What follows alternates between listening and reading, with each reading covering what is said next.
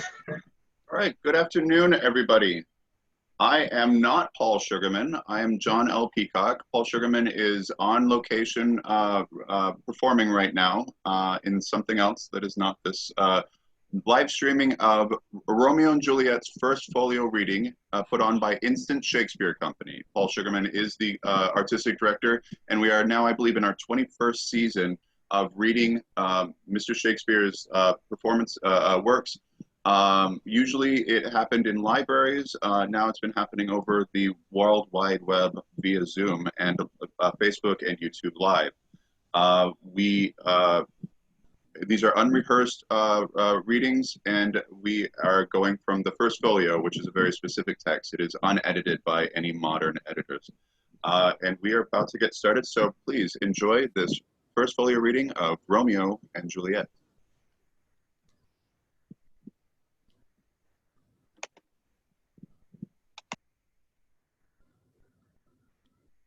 Hello? I'm sorry. Oh, shoot. Oh, come on. Gallery view. We're ready. All right. I'm just trying to turn the co-host asked you to start your video. I'm trying. Sorry. Okay. Ready? Gregory, and my word will not carry coals.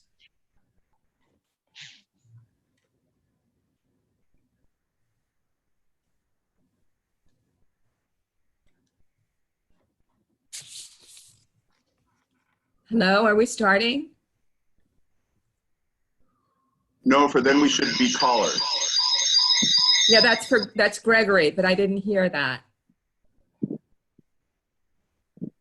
we have a Gregory?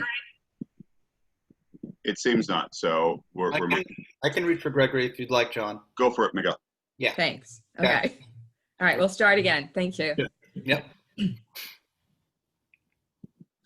Gregory, and my word will not carry coals. No, for then we should be colliers. I mean, if we be in collar, we'll draw. Aye, while you live, draw your neck out of the collar. I strike quickly, being moved. But thou art not quickly moved to strike. The dog of the house of Montague moves me. To move is to stir, and to be valiant is to stand. Therefore, if thou art moved, thou runst away. A doggy of that house shall move me to stand. I will take the wall of any man or maid of Montague's. That shows thee a weak slave, for the weakest goes to the wall. True. And therefore, women being the weaker vessels and ever thrust to the wall, therefore I will push Montague's men from the wall and thrust his maids to the wall. The quarrel is between our masters and us, their men. Is all one? I will shew myself a tyrant. When I have fought with the men, I will be civil with the maids and cut off their heads. The heads of the maids? Aye, the heads of the maids, or their maiden heads. Take it in what sense thou wilt. They must take it sense that feel it. Me, they shall feel, while I am able to stand. And 'tis known I am a pretty piece of flesh. 'Tis well thou art not fish. If thou hadst been poor John. Draw thy tool. Here comes the house of the Montagues. My naked weapon is out. Quarrel, I will back thee. How? Turn thy back and run. Fear me not. Go, Mary, I fear thee. Let us take the law of our sides. Let them begin. I will frown as I pass by, and let them take it as they list. Nay, as they dare, I will bite my thumb at them, which is a disgrace to them if they bear it.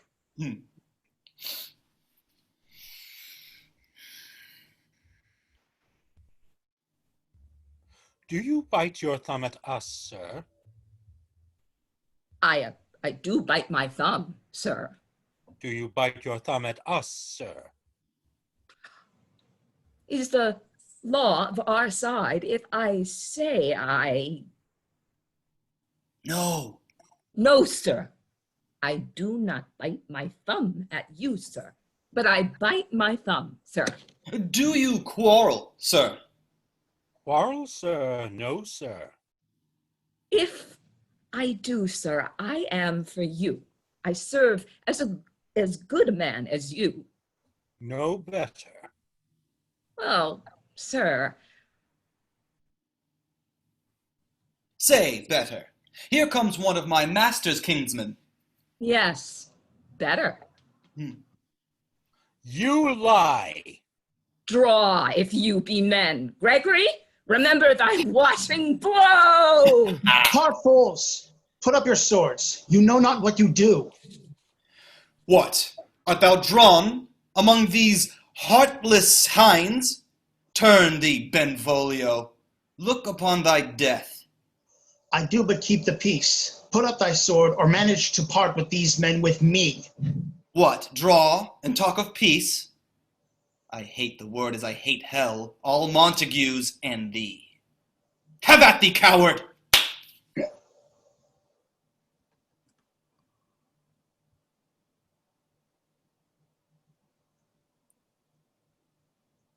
Clubs, bills, and partisans strike. Beat them down. Down with the Capulets. Down with the Montagues.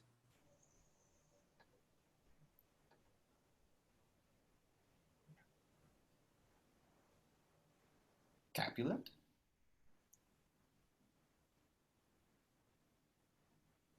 Is there a Capulet?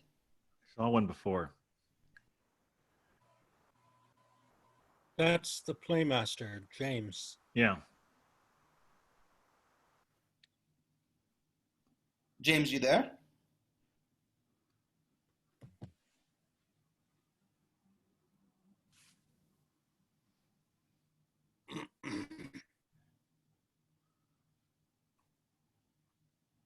Can we get the line before? Yes, clubs, bills, and partisans strike. Beat them down. Down with the Capulets. Down with the Montagues. James, I think you're muted.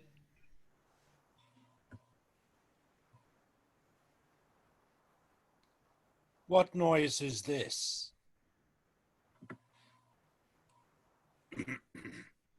I can't see both the script and video at the same time here. Well, if you can, try to focus on the script. That's what I'm doing. What?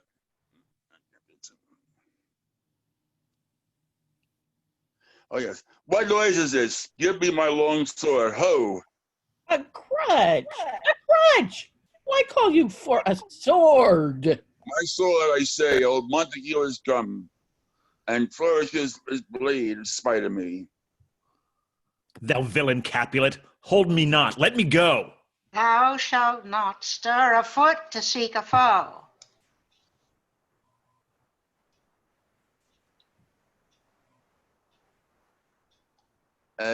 Aeschylus. There, Prince? Have a prince. Rebellious subjects, enemies to peace, profaners of this neighbor-stained steel. Will they not hear? What ho, you men, you beasts, that quench the fire of your pernicious rage, with purple fountains issuing from your veins. On pain of torture, from those bloody hands, throw your mistempered weapons to the ground, and hear the sentence of your moved prince. 3 civil brawls, bred of an airy word, by thee, old Capulet and Montague, have thrice disturbed the quiet of our streets, and made Verona's ancient citizens cast by their grave beseeming ornaments, to wield old partisans in hands as old, cankered with peace, to part your cankered hate. If ever you disturb our streets again, your lives shall pay the forfeit of the peace. For this time all the rest depart away. You, Capulet shall go along with me, and Montague come you this afternoon, to know our father's pleasure in this case, to old Freetown, our common judgment place. Once more, on pain of death, all men depart. Who set this ancient quarrel new abroach? Speak, nephew, were you by when it began? Here were servants of your adversary, and yours close fighting ere did I approach. I drew to part them, in the instant came the fiery Tybalt with his sword prepared, which he defines to my ears. He swung about his head and cut the winds, who nothing hurt withal, him in some, while we were interchanging thrusts and blows. Came more and more, and tonight fought part on part. The prince came, who parted either part. Oh, where is Romeo? Saw you him today? Right glad I am he's not at this fray. Madame, an hour before the worshipped sun peered forth from the garden window in the east, a troubled mind drove me to walk abroad. There, underneath the grove of sycamore, that westward rooteth in the city side, so early walking did I see your son. Towards him I made, but he was ware of me, and stole into the covert of the wood. I, measuring his affections by my own, which then most sought where most sought not to be found, being one too many my weary self. Pursued by my honor, not pursuing his, and gladly shunned who gladly fled from me. Many a morning hath he been seen, with tears augmenting the fresh morning's dew, adding to clouds more clouds with his deep sighs. But also soon as the all-cheering sun should in the farthest east begin to draw, the shady curtains from Aurora's bed, away from light steals home my heavy son, and private in his chamber pens himself, shuts up his windows, locks fair daylight out, and makes himself an artificial night. Black and portentous must this humor prove, unless good counsel may the cause remove. My noble uncle, do you know the cause? I neither know it nor can learn of him. Have you importuned him by any means? Both by myself and many others' friends. But he his own affections' counselor is to himself, I will not say how true, but to himself so secret and so close, so far from sounding and discovery, as is the bud bit with an envious worm. Ere he can spread his sweet leave to the air, or dedicate his beauty to the same, could we but learn from whence his sorrows grow, we would as willingly give cure as know. See where he comes. So please, you step aside. I'll know his grievements, or be much denied. I would thou wert so happy by thy stay to hear true shrift. Come, madam, let's away. Good morrow, cousin. Is the day so young? But new stroke 9. Ay, me, sad hours seem long. Was that my father that went hence so fast? It was? What sadness lengthens Romeo's hours? Not having that, which having makes them short. In love? Out. Of love. Out of her favor when I am in love. Alas, that love so gentle in his view should so tyrannous and rough in proof. Alas, that love, whose view is muffled still, should without eyes see pathways to his will. Where shall we dine? Oh, me, what fray was here? Tell me not, yet tell me not, for I have heard it all. Here much to do with hate, but more with love. Why then, oh, brawling love, oh, loving hate, oh, anything of nothing first created, oh, heavy lightness, serious vanity, mishappen chaos of will-seeing forms, fathers, a feather of lead, bright smoke, cold fire, sick health, still waking sleep. That is not what it is. This love I feel, that feel no love in this. Not thou laugh. No, because I would rather weep. Oh, good-hearted, what? At thy good heart's oppression. Oh, why such is love's transgression. Griefs of mine own lie heavy in my breast, which thou wilt propagate to have it pressed with more of thine. This love thou hast shown, thus add more grief to too much of mine own. Love, is a smoke made with the fumes of sighs being purged, of fire sparkling in lovers' eyes, being vexed, a sea nourished with loving tears. What is it else? A madness, most discreet, a choking gall, a preserving sweet. Farewell, my cuz. Soft, I will go along. And if you leave me so, you do me wrong. Tut, I have lost myself. I am not here. This is not Romeo. He is some other where. Tell me in sadness, who is it that you love? What, shall I groan to tell thee? Groan? Why, no. But sadly, tell me who. A sick man in sadness makes his will. A word ill urged to one that is so ill. In sadness, cousin, I do love a woman. I am so near. When suppose you loved? A right good mark, man. She's fair, I love. A right fair mark. Fair cuz is soonest hit. Well, in that hit you miss. She'll not be hit. With Cupid's arrows, she is Dian's wit, and in strong proof of chastity well armed. From love's weak childish foe she lives uncharmed. She will not stay the siege of loving terms, nor bid the encounter of assailing eyes, nor open her lap to saint-seducing gold. Oh, she is rich in beauty, only poor when she dies, her beauty dies with her. Then she hath sworn that she will live chaste. She hath, and in that spring made huge waste for beauty, serving up with severity, cuts beauty off from all posterity. She is too little fair, too wise, wisely too fair, to merit bliss by making me despair. She hath forsworn to love, and in that vow, do I live dead and live to tell it now? Be ruled by me. Forget to think of her. Oh, teach me how I should forget to think. By giving liberty unto thine eyes. Examine other beauties.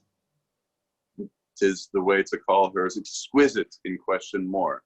These happy mouths that kiss fair ladies' brows, being black, puts us in mind they hide their fair. He that is stricken blind cannot forget the precious treasure of his eyesight lost. Show me a mistress that is passing fair, with what doth her beauty serve but as a note, where I may read who passed it, that passing fair.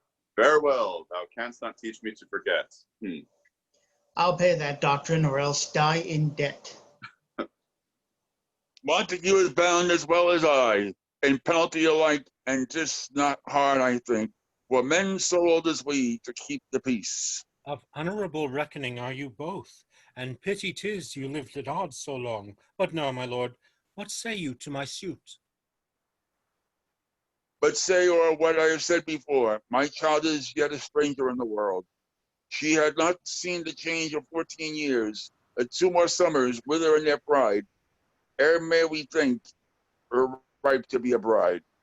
Younger than she are happy mother's maid. And too soon marred as those so early made. Earth has shallowed all my oaths but she. She is the awful lady of my earth, but woo, gentle Paris, get her heart. My will to consent is but a part, and she agree within her scope of choice. Lies my consent in fair according voice. This night I hold an old accustomed feast, whereto I have invited many a guest, such as I love, and you among the store. One more most welcome makes me number more. At my poor house look to behold the night, earth-trading stars that make the dark heaven light. Such comfort as do lusty young men feel, when well-apparelled April on the heel of limping winter treads, even such delight amongst fresh fennel buds shall you this night. Inherit at my house here and all you all see, and like her most, whose merit most shall be, which one most few of many, mine being one, may stand in number, though in reckoning none. Come, go with me, O Sirrah, trudge about, through fair Vienna, find those persons out, whose names are written there, and answer them say, my house and welcome, on their pleasure stay.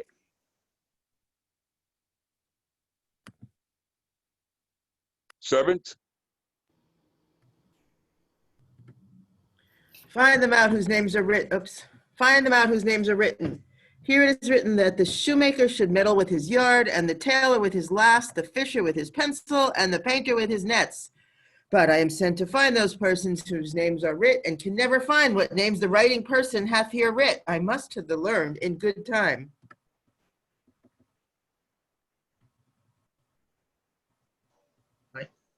Tut, man. One fire burns out, others burning. One pain is lessened by another's anguish. Turn giddy, and be hope of backward turning. One desperate grief cures with another's anguish.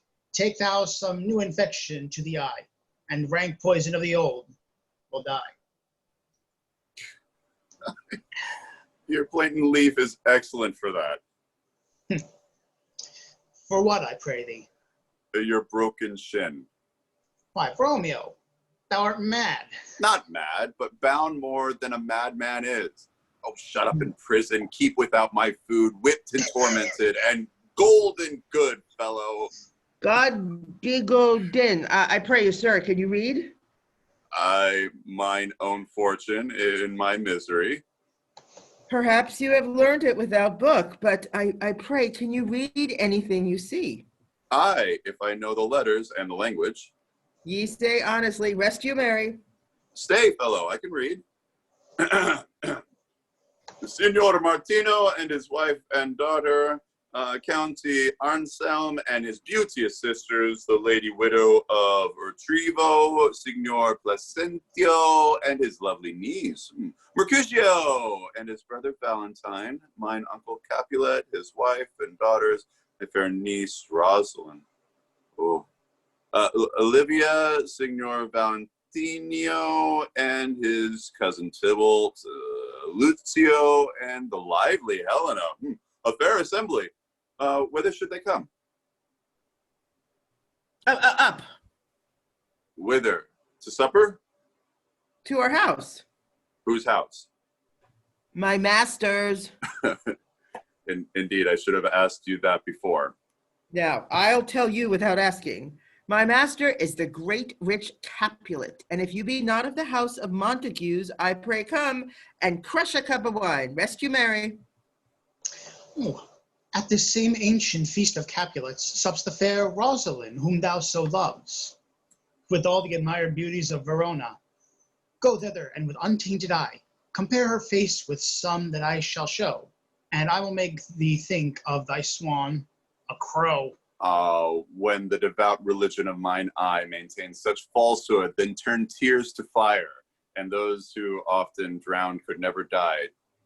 Transparent heretiques could be burnt for liars. One fairer than my love, the all-seeing sun, ne'er saw her match since first the world begun.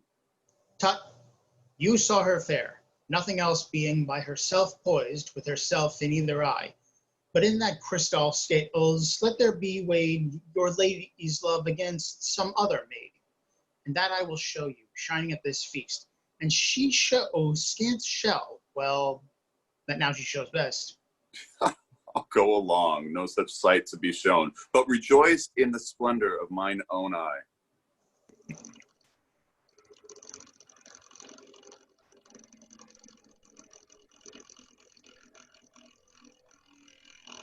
Nurse, where's my daughter? Call her forth to me. Now by my maidenhead, at 12 years old I had her come. What lamb? What ladybird? God forbid, where's this girl? What Juliet? How now? Who calls? Your mother. Madam, I am here. What is your will? This is the matter. Nurse, give me leave a while. We must talk in secret. Nurse, come back again. I have remembered me. Thou's hear our counsel. Thou know'st my daughter is of a pretty age. Faith, I can tell her age unto an hour. She's not 14. I'll lay 14 of my teeth, but yet to my teen be it spoken. I have but 4. She's not 14. How long is it now to Lammas tide? A fortnight and odd days. even or odd, of all days of the year, come Lammas Eve at night, shall she be 14. Susan and she, God rest all Christian souls, were of an age. Well, Susan is with God. She was too good for me. But as I said, on Lammas Eve at night, she shall be 14. That shall she be. I remember it well.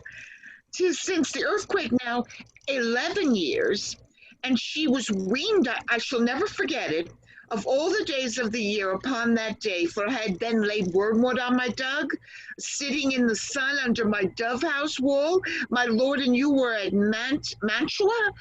Nay, I do bear a brain. But as I said, when it did taste the wormwood on the nipple of my dug and felt it bitter, pretty fool to see it tetch and fall out with the dug. See, she quoth the dove house, 'twas no need I trout to bid me trudge, and since that time it is 11 years, for then she could stand alone. Nay, by the rood, she could have run and waddled all about, even for the day before she broke her brow. And then my husband, God be with his soul, he was a merry man, took up the child. Yea, quoth he, doth thou fall upon thy face?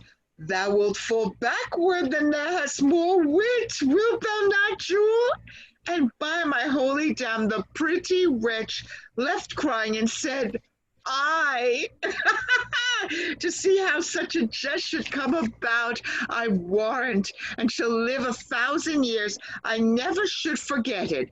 Wilt thou not, Juliet, quoth he, and pretty fool extended and said, I. Of this, I pray thee, hold thy peace. Yes, madam, yet I cannot choose but laugh to think it should leave crying and say I. Yet I warrant it had upon its brow a bump as big as a young cockerel's stone, a perilous knock, and it cried bitterly. Yet quoth my husband, fallest upon thy face, thou wilt fall backward when thou comest of age, wilt thou not, Jewel? It stinted and said, I. And stint thou too, I pray thee, nurse, say I. Oh, peace I have done. God mark thee to his grace. Thou wast the prettiest babe that e'er I nursed, and I might well to see thee married once I have my wish. Mary, is the very theme I come to talk of. Tell me, daughter Juliet, how stands your disposition to be married? It is an hour that I dream not of. An hour? Will it not, thine own nurse, I would say thou hast sucked wisdom from my teat. Well, think of marriage now. Younger than you here in Verona, ladies of esteem are made already mothers. By my count, I was your mother, much upon these years that you are now a maid. Thus then in brief, the valiant Paris seeks you for his love. A man, young lady, such a matter's all the world.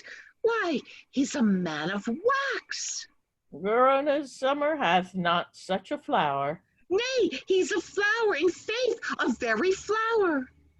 What say you? Can you love the gentleman? This night you shall behold him at our feast. Read o'er the volume of young Paris's face, and find delight writ there with beauty's pen. Examine every several lineament, and see how one another lends content, and what obscured in this fair volume lies, find written in the margent of his eyes. This precious book of love, this unbound lover, to beautify him only lacks a cover. The fish lives in the sea, and 'tis much pride for fair without, the fair within to hide. That book in many's eyes doth share the glory that in gold clasps locks in the golden story. So shall you share all that he doth possess, by having him, making yourself no less. Oh, no less, nay, bigger. Women grow by men. Briefly, Can you like of Paris's love? I'll look to like if looking like move, but no more deep will I endart mine eyes than your consent gives strength to make fly. Madam, the guests are come. Supper served up, you called, my young lady asked for, the nurse cursed in the pantry, and everything in extremity. I must hence await. I beseech you, follow straight. We follow thee, Juliet. The Count days. Go, girl, seek happy nights to happy days.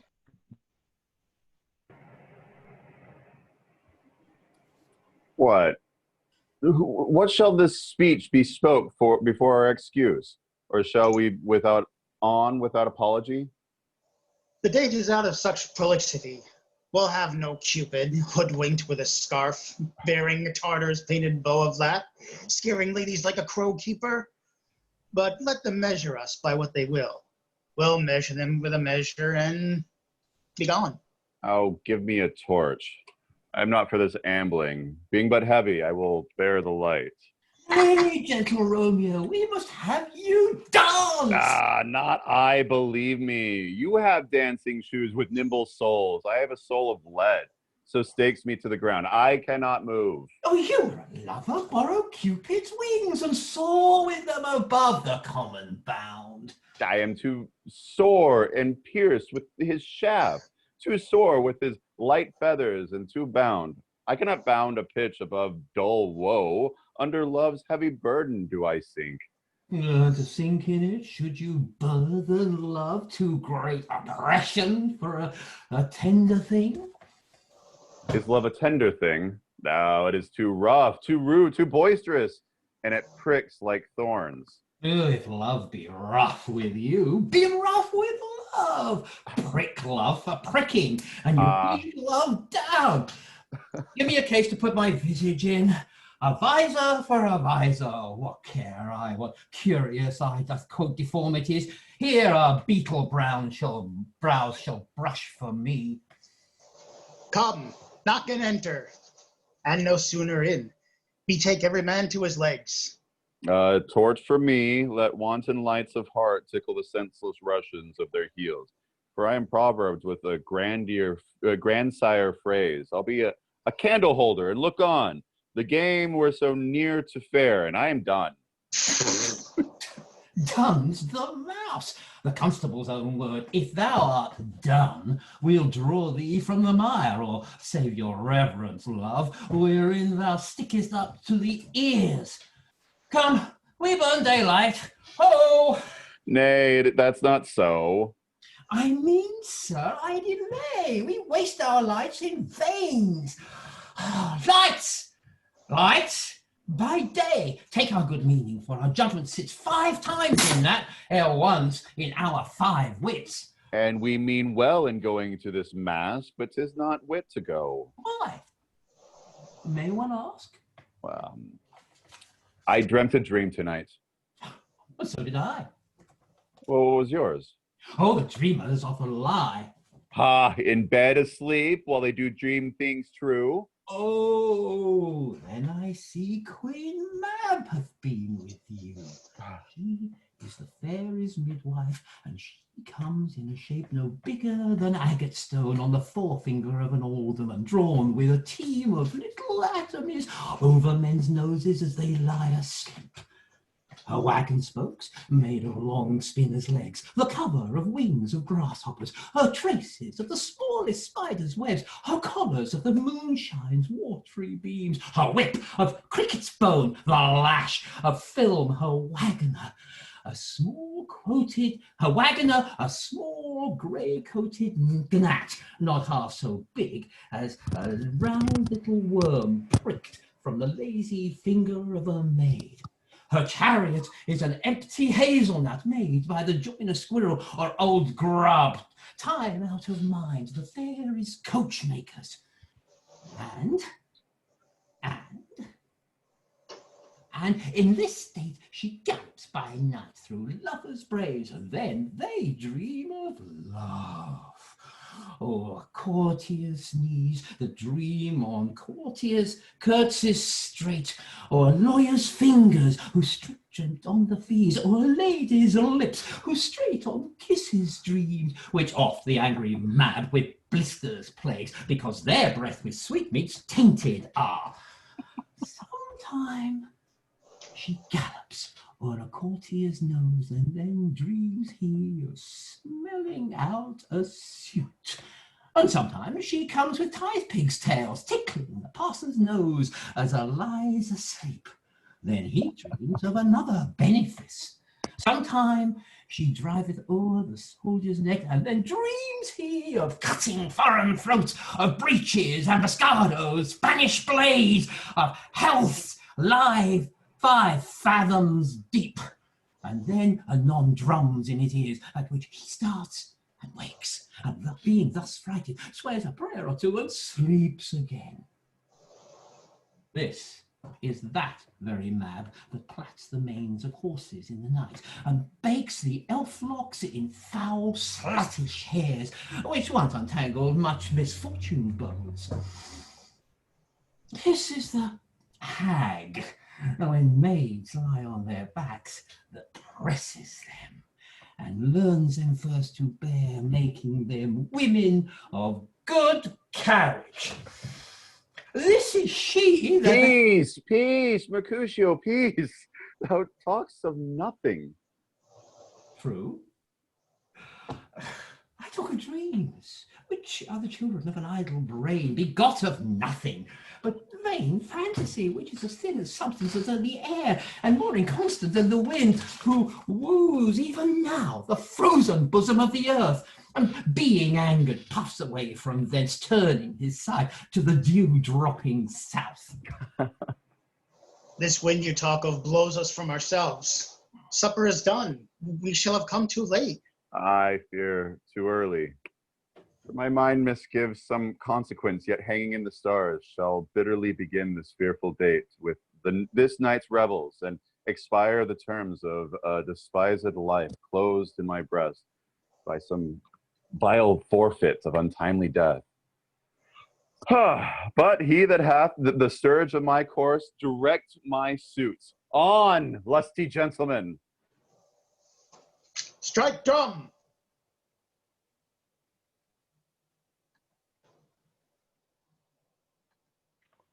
Where's Potpan that he helps not to take away? He shift a trencher, he scrape a trencher. When good manners shall lie in 1 or 2 men's hands, and they unwashed too, 'tis a foul thing. Away with the joint stools, remove the court cupboard, look to the plate. Wilt thou save me a piece of marchpane? And as thou lovest me, let the porter let in Susan Grindstone and Nell. Antony and Potpan. Aye, boy, ready. You are looked for and called for, asked for and sought for in the great chamber. We cannot be here and there too. Clearly, boys, be brisk a while, and the longer liver take all.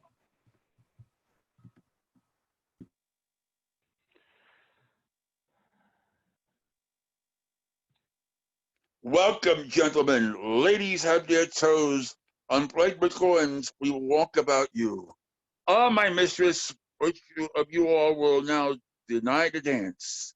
She that makes dainty, she wise where I have corns. Am I come near ye now? Welcome, gentlemen. I've seen the day that I've worn a visor, and to tell a whispering tale in a fair lady's ear, such as would please. 'Tis gone, 'tis gone. You are welcome, gentlemen. Come, musicians, play.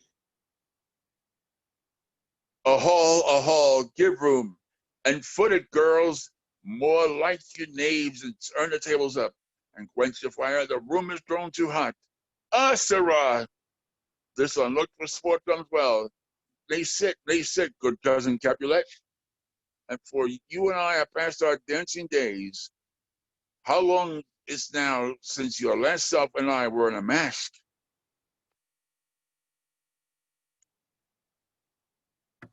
For lady, 30 years. What, man? Just not so much. Just since the nuptial of Lucentio. come Pentecost as quickly as it will, some 25 years, and then we mass. 'Tis more, 'tis more. His son is elder, sir. His son is 30. Will you tell me that? His son was but a ward 2 years ago. What lady is that which doth enrich the hand of yonder knight? I know not, sir. Oh, she doth teach the torches to burn bright. It seems she hangs on the cheek of night as a rich jewel in the Aethiop's ear. Beauty too rich for use, for earth too dear. Oh, so shows a snowy dove trooping with crows, as yonder lady o'er her fellows shows. Oh, the measure done, I'll watch her place of stand, and touching hers, make blessed rude my hand. Did my heart love till now? Forswear its sight, for I never saw beauty till this night.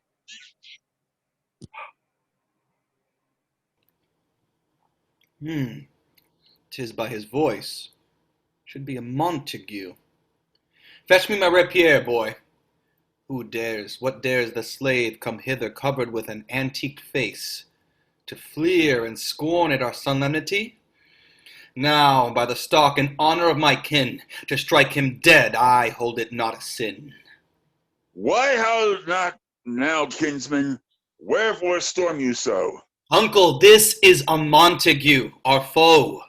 A villain that is hither to come in spite, to scorn at our solemnity this night. Young Romeo, is it? 'Tis he, that villain, Romeo.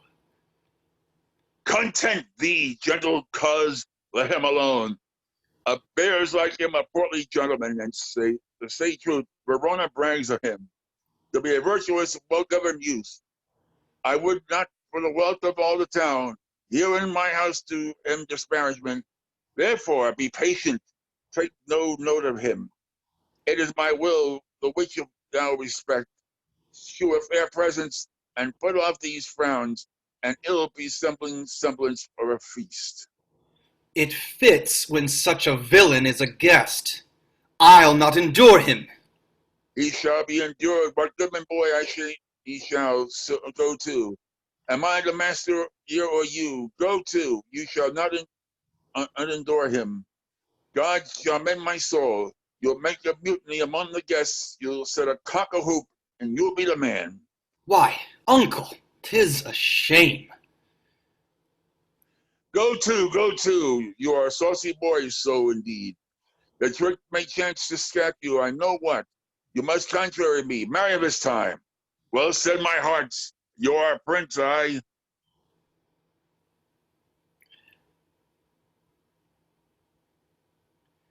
Patience, perforce, with willful choler meeting, makes my flesh tremble in their different greeting. I will withdraw, but this intrusion shall, now seeming sweet, convert to bitter gall. If I profane with my unworthiest hand this holy shrine, the gentle sin is this: my lips to blushing pilgrims did ready stand, to soothe that rough touch with a tender kiss. Good pilgrim, you do wrong your hand too much, which mannerly devotion shows in this. For saints have hands that pilgrims' hands do touch, and palm to palm is holy palmer's kiss. Have not saints' lips and holy palmers too? I, pilgrim, lips that they must use in prayer.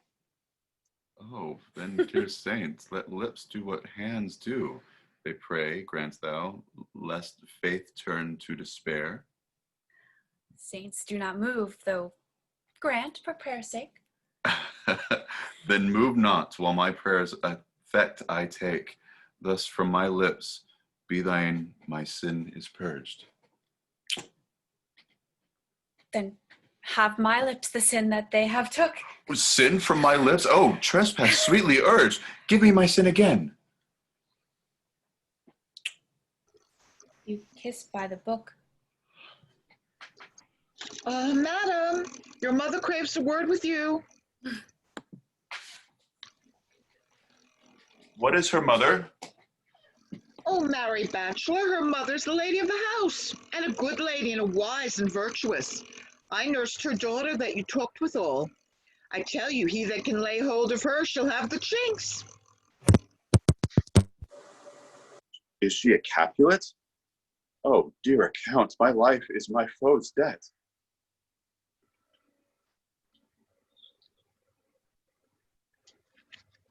Benvolio.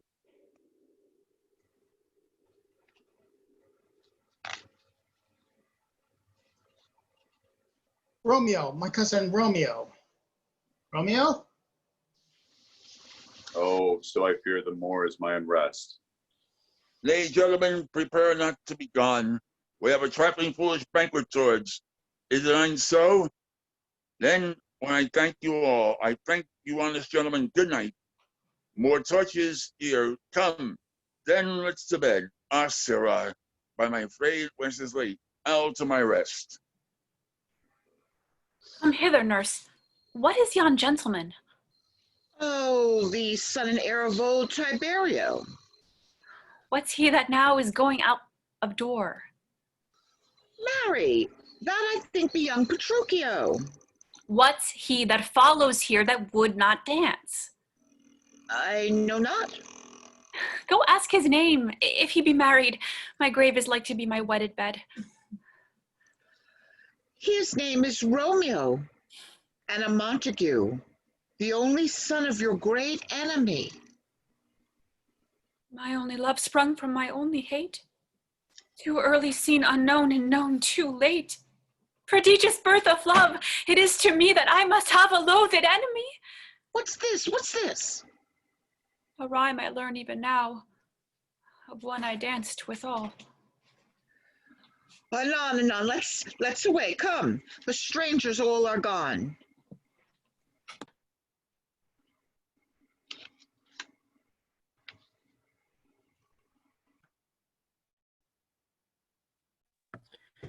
Now old desire doth in his deathbed lie, and young affection gapes to be his heir. That fair for which love groaned for and would die, with tender Juliet matched, is now not fair. Now Romeo is beloved and loves again, alike bewitched by the charm of looks, but to his foe supposed he must complain, and she still loves sweet bait from fearful hooks. Being held a foe, he may not have access to breathe such vows as lovers use to swear, and she as much in love, her means much less, to meet her new beloved anywhere. But passion lends them power, time means to meet, tempering extremities with extreme sweet.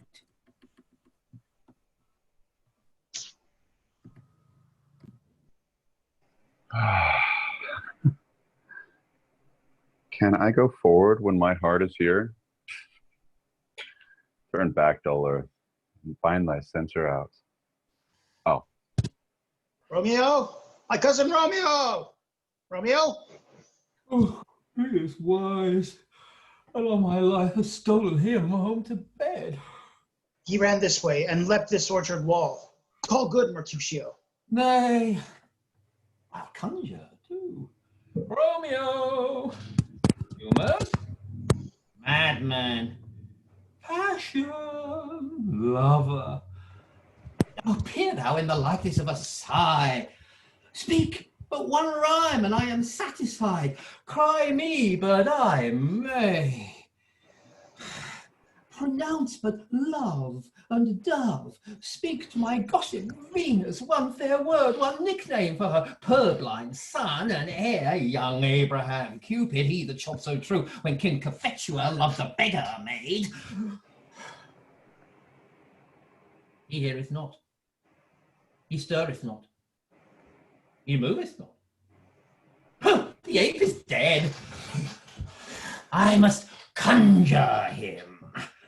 I conjure thee by Rosaline's bright eyes, by her far high forehead and her scarlet lip, by her fine foot, straight leg, and quivering thigh, and by the domains that there adjacent lie, that in the thy likeness thou appear to us. And if he be here, thou wilt anger him. No, this cannot anger him. 'Twould anger him to raise a spirit in his mistress' circle of some strange nature, letting it stand till she had laid it and conjured it down. That was some spite. My invocation is fair and honest, and in his mistress' name. I conjure only but to raise him up. Come, he hath hid himself among these trees, to be consorted with the humorous night. Blind is his love, and benefits the dark. If love be blind, love cannot hid the mark. Now will he sit under a medlar tree and wish his mistress were that kind of fruit as maids call medlars when they laugh alone. Oh, Romeo, that she were, oh, that she were. An open arsehole, thou a poprin pear. Romeo, good night. I'll to my truckle bed. This field bed is too cold for me to sleep. Come, shall we go? Go then, for it is in vain to seek him here. That means not to be found.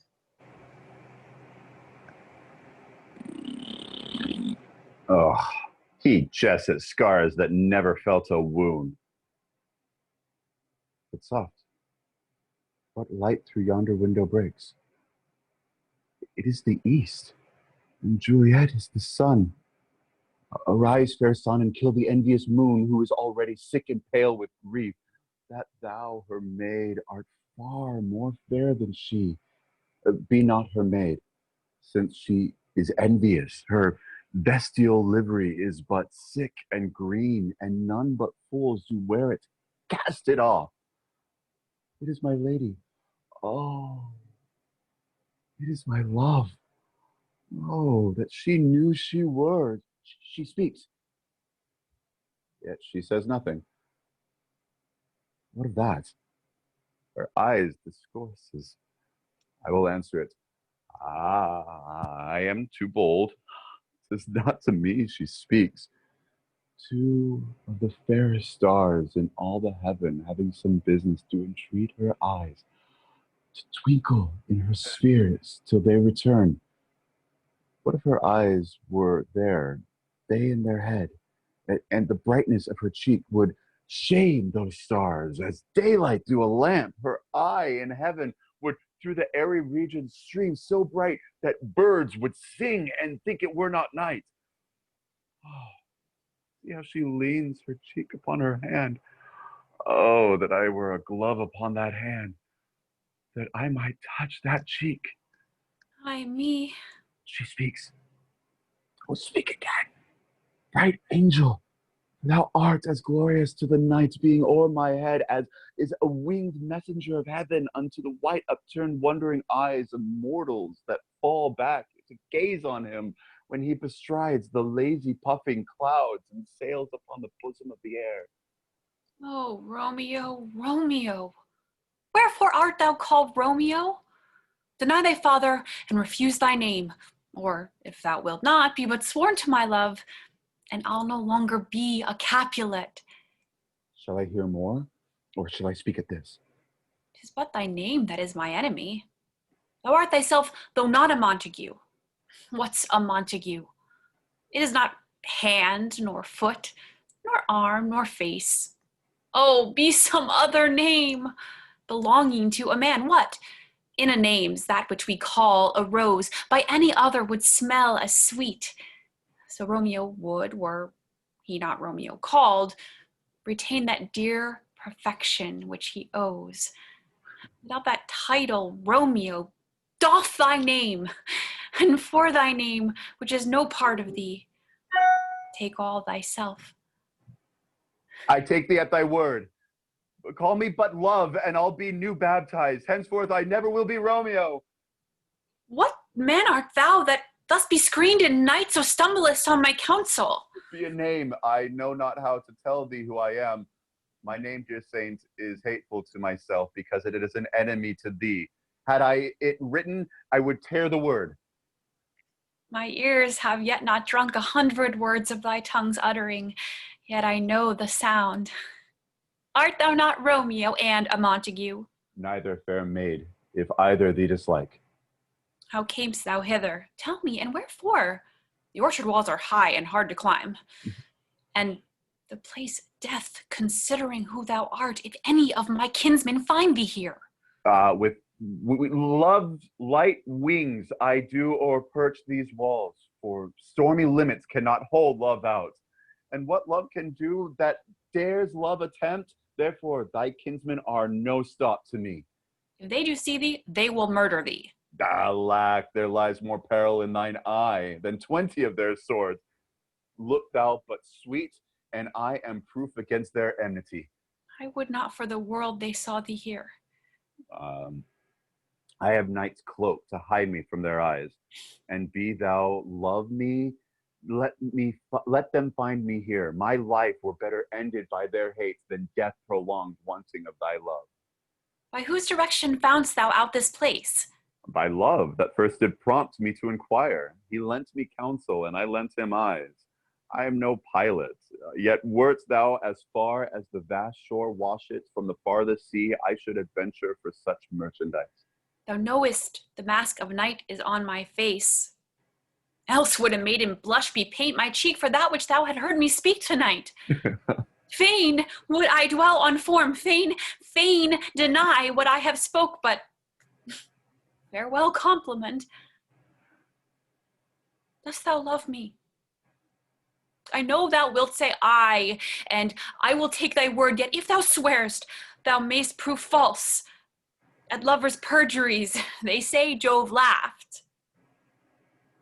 Oh, gentle Romeo, if thou dost love, pronounce it faithfully, or if thou thinkst I am too quickly won, I'll frown and be perverse, and say thee nay, so thou wilt woo, but else not for the world.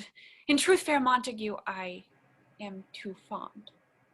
And therefore thou mayst think my behavior light, but trust me, gentlemen, I'll prove more true than those that have coying to be strange.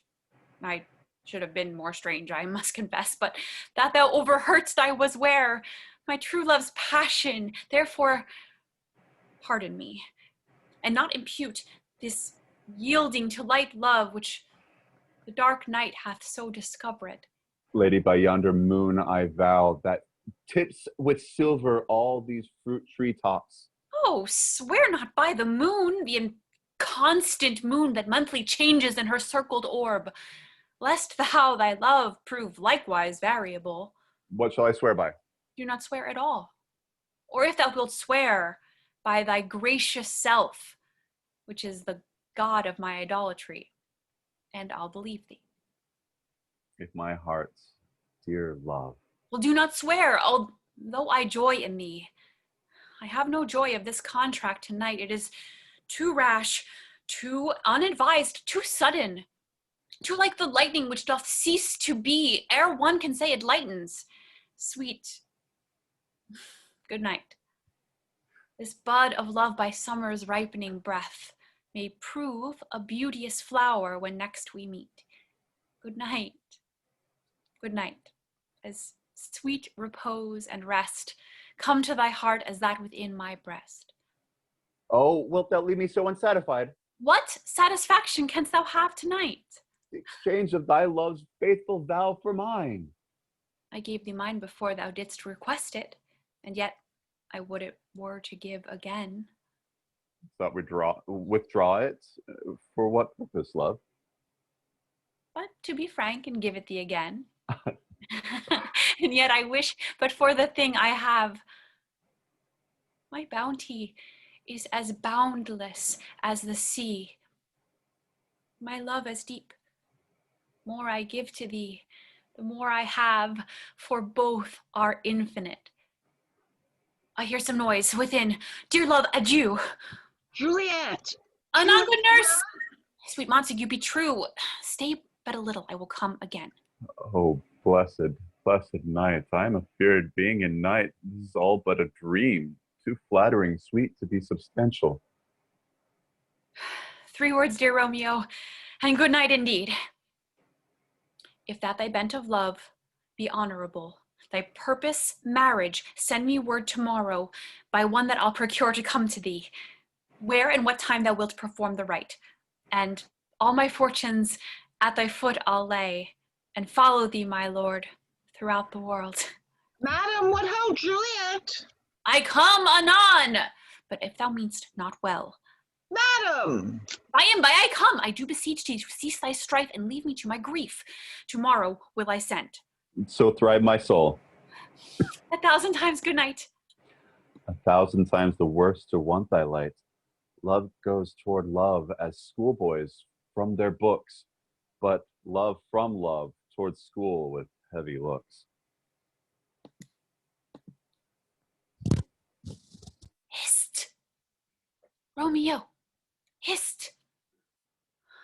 Oh, for a falconer's voice to lure that tassel gentle back again. Bondage's hoarse and may not speak aloud, else would I tear the cave where echo lies and make her airy tongue more hoarse than with repetition of my Romeo. It is my soul that calls my name. How silver sweet sound lovers' tongues by night, like softest music to attending ears. Romeo. My knees. What o'clock tomorrow shall I send to thee? By the hour of 9. I will not fail. 'Tis 20 years till then. I have forgot why I did call thee back. Let me stand here till thou remember it. I shall forget to have thee stand there, remembering how I love thy company. And I'll still stay to have thee still forget, forgetting any other home but this. 'Tis almost morning. I would have thee gone, and yet no further than a wanton's bird that lets it hop a little from thy hand, like a poor prisoner in his twisted gyves, and with a silken thread plucks it back again, so loving jealous of his liberty. I would I were thy bird. Sweet, so would I, yet I should kill thee with much cherishing. Good night. Good night. Parting is such sweet sorrow that I shall say good night till it be morrow.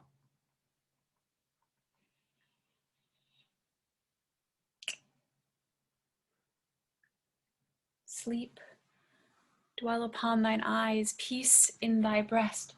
Would I were asleep in peace so sweet to rest. The gray-eyed morn smiles on the frowning night, checkering the eastern clouds with streaks of light, and darkness freckled like a drunkard heels from forth day's pathways make Titan's wheels.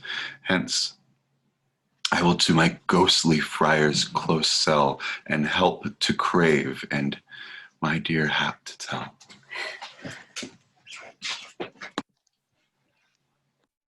The gray-eyed morn smiles on the frowning night, checkering the eastern clouds with streaks of light, and flecked darkness like a drunken reels from forth days past and Titan's burning wheels. Now where the sun advances burning eye, the day to cheer, the night's dank dews dry, I must upfill this osier cage of ours with baleful weeds and precious juiced flowers. The earth that nature's mother is her tomb. What is her burying grave that is her womb? And from her womb children of divers kinds, we sucking on her natural bosom find. Many for many virtues excellent, none but for some, and yet all different.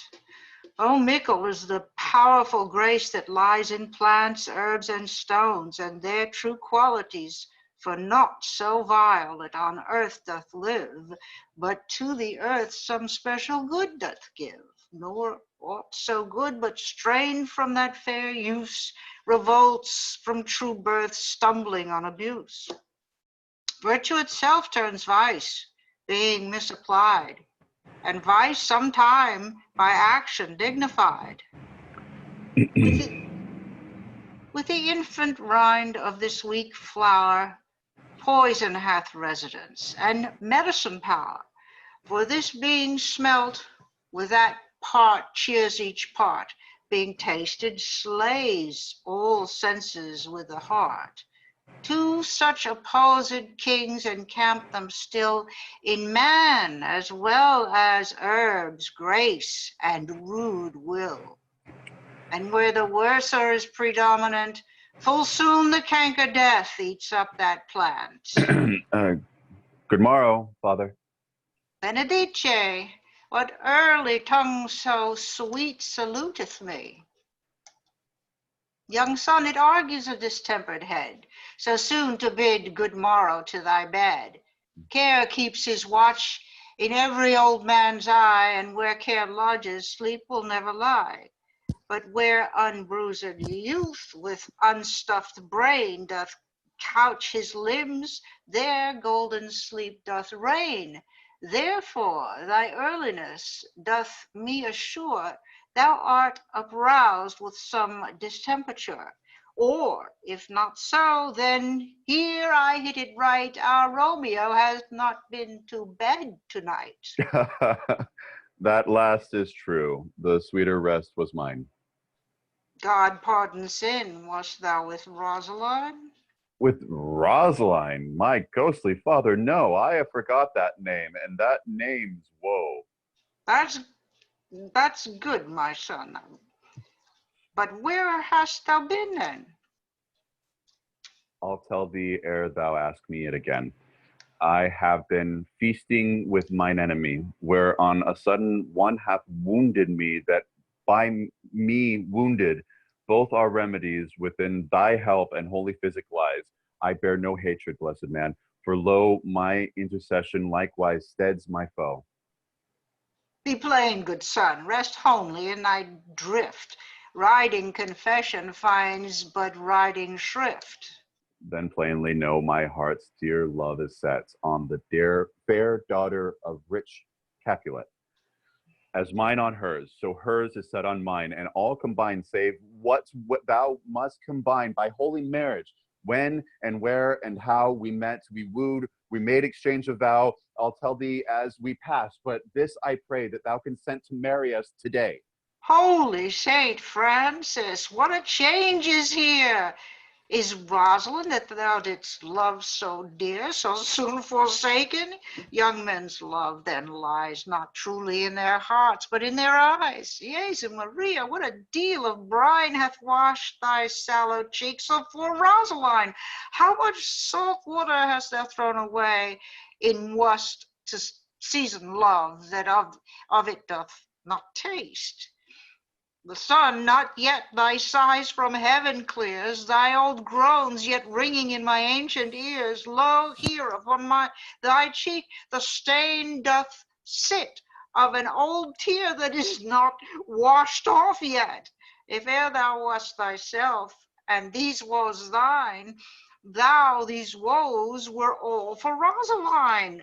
And art thou changed? Pronounce this sentence then. Women may fall when there's no strength in men. Thou chidest me oft for loving Rosaline.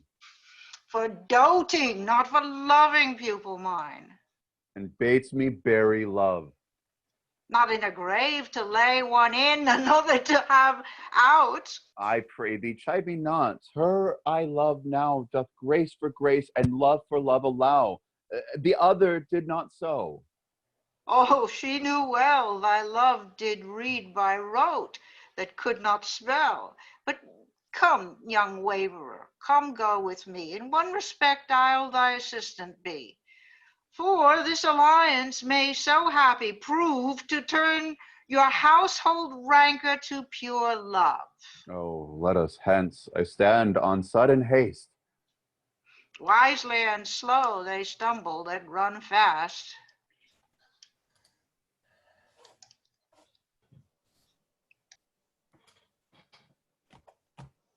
Where the devil should this Romeo be? Came he not home tonight? Not to his father's. I spoke with his man. Oh, why, that same pale-hearted wench, that Rosaline, torments him so that he will sure run mad. Tybalt, the kingsman to old Capulet, had sent letter to his father's house. A challenge, on my life. Romeo will answer it. Any man that can write may answer a letter. Nay, he will answer the letter's master. How he dares, being dared. Alas, poor Romeo, he is already dead. stabbed with a white wench's black eye, run through the ear with a love song, the very pin of his heart cleft with the blind bow boy's butt shaft. Is he a man to encounter Tybalt? Why? What is Tybalt? No more than the Prince of Cats. Oh, he's a courageous captain of compliments. He fights as you sing prick song, keeps time, distance, and proportion. He rests his minion 1, 2, and a third in your bosom. The very butcher of a silk button, a duelist, a duelist, a gentleman of the very first house, of the very first and second cause. I, the immortal Passado, the Ponto Reverso, the high... The what? The pox on such antique lispings, affecting fantasies, these new tuners of accent. Ay, Jesu, a very good blade, a very tall man, a very good whore. Why, is this not a lamentable thing, grandsire, that we should be thus afflicted with these strange flies, these fashion mongers, these pardonnez-mois, who stand so much on the new form that they cannot sit at ease on the old bench? Oh, their bows, their bows. Oh, here comes Romeo. Here comes Romeo. Oh, without his roe, like a dried herring. Oh, flesh, flesh, how art thou fishified? Now, is he for the numbers that Petrarch flowed in. Laura, to his lady, was a kitchen wench. Mary, she had a better love to berhyme her. Dido, a dowdy. Cleopatra, a gypsy. Helen, and Hero, Hildings and harlots.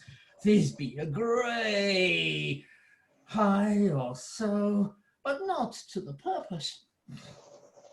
Signor Romeo, you gave us the counterfeit fairly last night. Good morrow to you both. What counterfeit did I give you? The slip, sir, the slip. Can you not conceive? Pardon, Mercutio, my business was great, and I am in such case as mine, a man may strain courtesy. And that is as much to say that the case is yours, constrains a man to bow in the hams. I'm meaning to curtsy. Oh, thou hast most kindly hit it.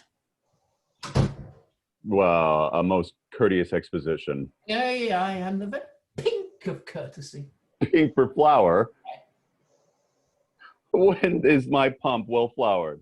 Sure, wit, follow me in this jest now, till thou hast worn out thy pump, that when the single soul of it is worn, the jest may remain after the wearing, soul singular. Oh, single soul jest, solely singular for the singleness. Oh, come between us, good Benvolio, my wit's face. Swits and spurs, all cry a match. Nay, if our wits run the wild goose chase, I am done, for thou hast more of the wild goose in one of thy wits than I am sure I have in my whole 5. Was I with you there for the goose? Thou wast never with me for anything, when thou wast not there for the goose. I will bite thee by the ear for that jest. Hey, good goose, bite not. Oh, thy wit is a very bitter sweeting. It is a most sharp sauce. And it is not well served into a sweet goose. Oh, here's a wit of Cheverel that stretches from an inch narrow to an ell broad. I stretch it out for that word broad, which added to the goose proves the far and wide, a broad goose. What? Is this not better now than groaning for love? Now art thou sociable, now art thou Romeo, now art thou what they art, by art as well as by nature. For this drivelling love is like a great natural that runs lolling up and down to hide his bauble in a hole. Stop there, stop there. Thou desirest me to stop my tail against the hair? Thou wouldst have made my tail large. Oh, thou art deceived. I would have made it short, or I would have come the whole depth of my tale. I meant indeed to occupy the argument no longer. Here's a goodly gear. A sail, a sail. Two, a shirt and a smock. Peter! Done. My turn, Peter. Good Peter, to hide her face, for her fans the fairer face. Goody good morrow, gentlemen. Goody good den, fair gentlewoman. Is it good den? Oh, 'tis no less. I tell you, for the bawdy hand of the dial is now upon the prick of noon. Oh, out upon you. What a man are you? One gentlewoman that God hath made himself to mar. By my troth it is said, for himself to quarter. Gentlemen, can any of you tell me where I might find the young Romeo? I could tell you, but young Romeo will be older when you have found him, than he was when you sought him. I am the youngest of that name, for fault of a worse. You say well. Yeah, is the worst well? Very well, took faith, wisely. If you be he, sir, I desire some confidence with you. She will indict him to some supper. Aboard. So ho! What hast thou found? Oh, no hare, sir, unless a hare sit in a Lenten pie. That, something stale and whore ere it be spent. An old hare whore and an old hare whole is a very good meat in Lent. But a hare that is whore is too much for a score when it whores ere it is be spent. Oh, will you come to your father's?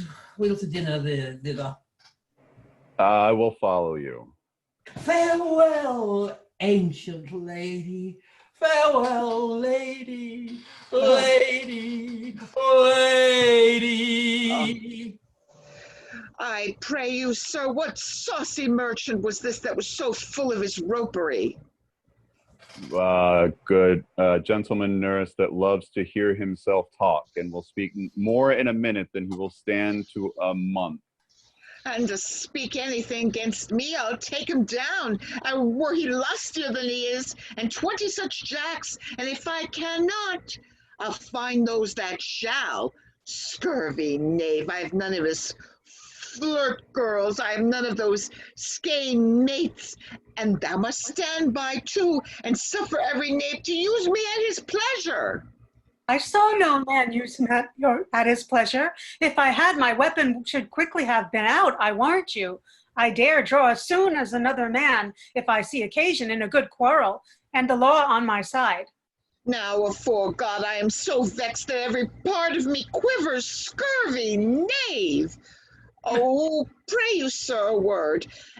And I told you, my young lady bid me inquire you out. What she bade me say, I will keep to myself. But first let me tell you, if you should lead her in a fool's paradise, as they say, it were a very gross kind of behavior, as they say. For the gentlewoman is young, and therefore if you should deal double with her, truly it were an ill thing to be offered to any gentlewoman, and a very weak dealing. Nurse, commend me to thy lady and mistress. I protest unto thee. Good heart, and in faith I will tell her so. Lord, she will be a joyful woman. What wilt thou tell her, nurse? Dost thou not mark me? I will tell her, sir, that you don't protest, which, as I take it, is a gentlemanlike offer. Bid her devise some means to come to Shrift this afternoon, and there she shall find at Friar Lawrence's cell be shrived and married. Here is for thy pains. Oh, no, truly, sir, not a penny. Oh, go to. I say you shall. This afternoon, sir? Well, she shall be there. And stay thou, good nurse, behind the abbey wall. Within this hour my man shall be with thee, and bring thee cords made like a tackled stair, which to the high top gallant of my joy must be my convoy in the secret night. Farewell. Be trusty, and I'll quit thy pains. Farewell. Commend me to my mistress. Now God in heaven bless thee. Oh, hark you, sir. What sayest thou, my dear nurse? Is your man secret? Did you ne'er hear say two may keep counsel, putting one away? Warrant thee, my man is true as steel. Well, sir, my mistress is the sweetest lady. Lord, Lord, when 'twas a little prating thing. Oh, there was a nobleman in town, one Paris, that would fain lay knife aboard, but she, good soul, had as lief a sea toad, a very toad to see him. I anger her sometimes and tell her that Paris is the proper man, but I'll warrant you, when I say so, she looks as pale as any clout in the versal world. Doth not Rosemary and Romeo both begin with a letter? Aye, nurse, what of that? Both with an R. Mocker, that's the dog's name. R is for no. I know it begins with some other letter, and she hath the prettiest sententious of it. If you and Rosemary, that you would do good to hear it. Commend me to thy lady. Aye, 1,000 times. Peter? Hello. Before the pace.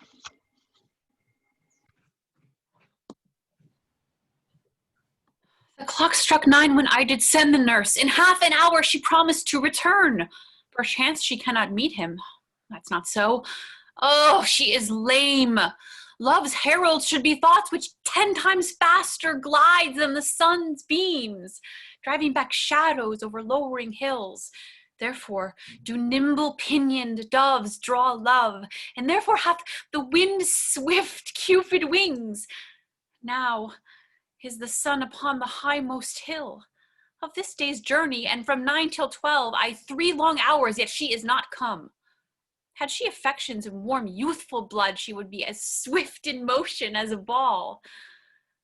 My words would bandy her to my sweet love, and his to me. But old folks, many feign as they were dead, unwieldy, slow, heavy, and pale as lead. Oh, God, she comes, oh honey nurse, what news? Hast thou met with him? Send thy man away. Peter, stay at the gate. Now, good sweet nurse, O Lord, why look thou so sad? Though news be sad, tell them merrily. If good, thou shapest the music of sweet news by playing into me with so sour a face. I am weary, give me leave a while. Fie, how my bones ache! What a jaunt have I had! Would thou hadst my bones, and I thy news. Now, come, I pray thee speak. Good nurse, speak. Oh, Jesu, what haste! Can you not stay a while? Do you not see that I am out of breath? How art thou out of breath when thou hast breath? To say to me that thou art out of breath, the excuse that thou dost make in this delay, is longer than the tale thou dost excuse. Is thy news good or bad? Answer to that. Say either, and I'll stay the circumstance. Let me be satisfied. Is't good or bad? Well, you have made a simple choice, you know, not how to choose a man. Romeo, no, not he, though his face is better than any man's. Yet his legs excel all man's, and for a hand and a foot and a body, though they be not to be talked on, yet they are past compare. He is not the flower of courtesy, but I'll warrant him as gentle as a lamb. Go thy ways, wench, serve God. What have you dined at home? No, but all this did I know before. What says he of marriage? What of that? Oh, how my head aches. What have I? It beats as it would fall to 20 pieces. My back! A t'other side! Oh, my back! Beshrew your heart for sending me about to catch my death with jaunting up and down. In faith, I am sorry that thou art so well. Sweet nurse. Tell me what says my love. Your love says, like an honest gentleman and a courteous and a kind, and a handsome, and I warrant a virtuous. Where is your mother? Where is my mother? Why, she is within. Where should she be? How oddly thou repliest. Your love says, like an honest gentleman, where is your mother? Oh, God's lady dear, are you so hot? Mary, come up by now. Is this the poultice for my aching bones? Henceforward, do your messages yourself. Here's such a coil. Come, what says Romeo? Have you got leave to go to shrift today? I have. Then hie you hence to Father Lawrence's cell. There stays a husband to make you a wife. Now comes the wanton blood in your cheeks. They'll be in scarlet straight at any news. Hie thee to church. I must another way, to fetch a ladder by the which your love must climb a bird's nest soon when it is dark. I am the drudge, and toil in your delight, but you shall bear the burden soon at night. Go out to dinner, hie thee, to the cell. Hie to high fortune, honest nurse, farewell.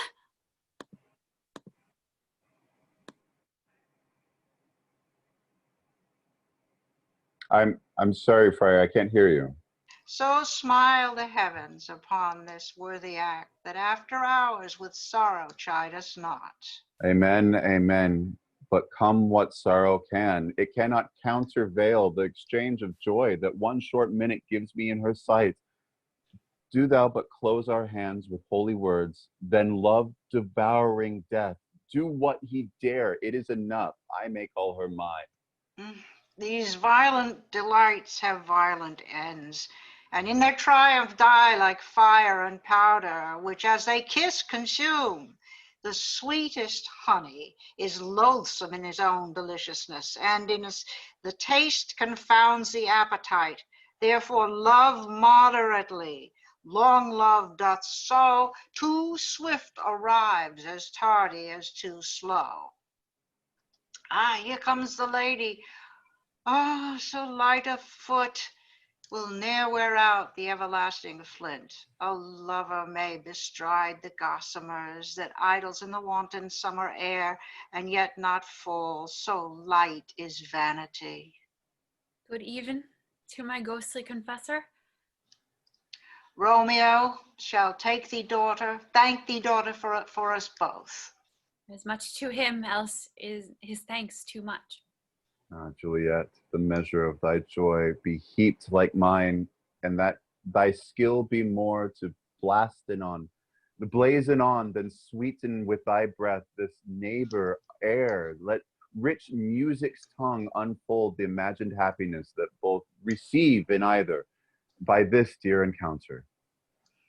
Is he more rich in matter than in words? Rags of his substance, not of ornament, they are but beggars that can count their worth. But my true love is grown to such excess, I cannot sum up some of half my wealth. Come with me, and we will make short work. For by your leaves you shall not stay alone till Holy Church incorporate 2 in 1. I pray thee, good Mercutio, let's retire. The day is hot, the Capulets abroad, and if we meet, we shall not escape a brawl.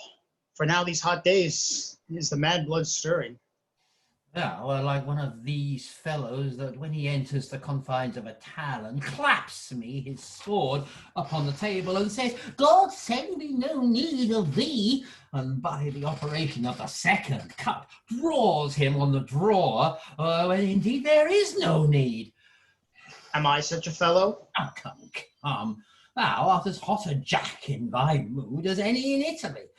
And as soon moved to be moody, as soon moody to be moved. And what two?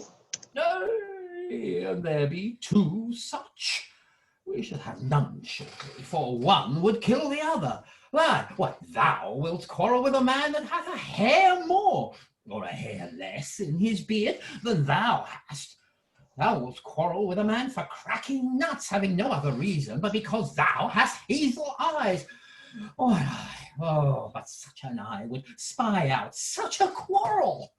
My head is full of quarrels, thy head is as full of quarrels as an egg is full of meat, and yet thy head hath been beaten as addle as an egg for quarreling. Thou hast no quarrel. Thou hast quarrelled with a man for coughing in the street because he hath wakened thy dog that hath lain asleep in the sun. Didst thou not fall out with a tailor for wearing his new doublet before Easter? And with another for tying his new shoes with an old ribbon, and yet thou wilt tutor me from quarrelling? And were I so apt to quarrel as thou art, any man should buy the fee simple of my life for an hour and a quarter. The fee simple? Oh, simple. By my head, here comes the Capulets. By my heel, I care not. Follow me close, for I will speak to them. Gentlemen, good den, a word with one of you. And but one word with one of us? Couple it with something. Make it a word and a blow. You shall find me apt in though to that, sir. And you will give me occasion. Could you not take some occasion without giving? Mercutio, thou consortst with Romeo. Consort? What, dost thou make us minstrels, and thou make minstrels of us? Look to hear nothing but and thou make minstrels of us, look to hear nothing but discord. Here's my fiddlestick. Here's that which will make you dance. Come, consort. We talk here in public haunt of men. Either withdraw unto some private place, or reason coldly with your grievances, or else depart. Here all eyes gaze upon us. Men's eyes were made to look, and let them gaze. I will not budge for no man's pleasure. Well, peace be with you, sir. Here comes my man. Well, I'll be hanged, sir, if he wear your livery. Marry, go before that to field. He'll be your follower. Your worship, in that sense, may call him a man. Romeo, the love I bear thee can afford no better term than this. Thou art a villain. Tybalt, the reason that I have love to love thee doth much excuse the appertaining rage to such a greeting. Villain am I none, therefore farewell. I see thou lovest me not. Boy, this shall not excuse the injuries that thou hast done me. Therefore turn and draw. I do protest, I never injured thee, but love thee better than thou canst devise, till thou shalt know the reason of my love. And so, good Capulet, which name I tender as dearly as my own, be satisfied. Oh, come, dishonourable, vile submission. Alistair Castle carries it away. Tybalt, you rat catcher, will you walk? Wilt thou walk with me? Good king of cats, nothing but one of your 9 lives, but I mean to make bold withal, and as you shall use me hereafter, dry beat the rest of the 8. Will you pluck your sword out of his pilcher by the ears? Make haste, lest mine be about your ears ere it be out. I am for you. No, good, gentle Mercutio, put thy rapier up. Come, sir, your passado. Draw, Benvolio, beat down their weapons. Gentlemen, for shame, forbear this outrage. Tybalt, Mercutio, the princess has expressly forbidden branding in Verona streets. Hold, Tybalt, good Mercutio. I'm hurt. A plague on both your houses. I am spared. Is he gone? And has nothing? Well, art thou hurt? I a scratch. A scratch. Married is enough. Where's my page? Go, villain, fetch a surgeon. Courage, man, the hurt cannot be much. No, 'tis not so deep as a well, nor so wide as a church door. But 'tis enough. 'Twill serve. Ask for me tomorrow, and you shall find me a grave man. I'm peppered, I warrant, for this world. A plague on both your houses! What, a dog, a rat, a mouse, a cat, to scratch a man to death? A braggart, a rogue, a villain that fights by the book of arithmetic? Oh, why the devil came you between us? I was hurt under your arm. I thought all for the best. Oh, help me into some house, Benvolio, or I shall faint. A plague on both your houses. They have made worms meat of me. I have it, and soundly. Your houses. This gentleman, the prince near ally, this very friend hath got his mortal hurts in my behalf, my reputation stained with Tybalt's slander. Tybalt, that an hour hath been my cousin. Oh, sweet Juliet, thy beauty hath made me effeminate, and in my temper softened valor's steel. Oh, Romeo, Mercutio is dead. The gallant spirit hath aspired the clouds with too untimely here to the scorned earth. The day's black fate, no more days doth depend, but this begins, the woe others must end. Here comes the furious Tybalt back again. Gone in triumph, and Mercutio slain. Away to heaven, respective lenity, and fire and fury be my conduit now.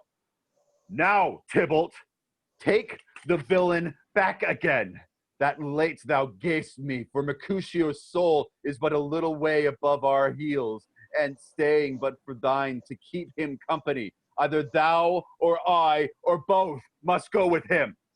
Thou wretched boy that didst consort him here shall with him hence. Oh, this shall determine that. Romeo, away, begone. The citizens are up, and Tybalt slain. Stand not amazed, the Prince of Doom will thee death. If thou art taken hence, begone, away. Oh, I am fortune's fool. What dost thou say? Which way ran he that killed Mercutio? Tybalt, thou murderer? Which way ran he? There lies Tybalt. Up, sir, go with me. I charge thee in the prince's name, obey.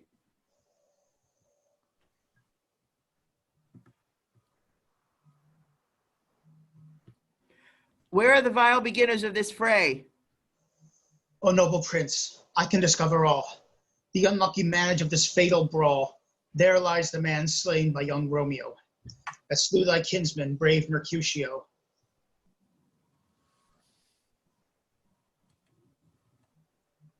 What, Tybalt?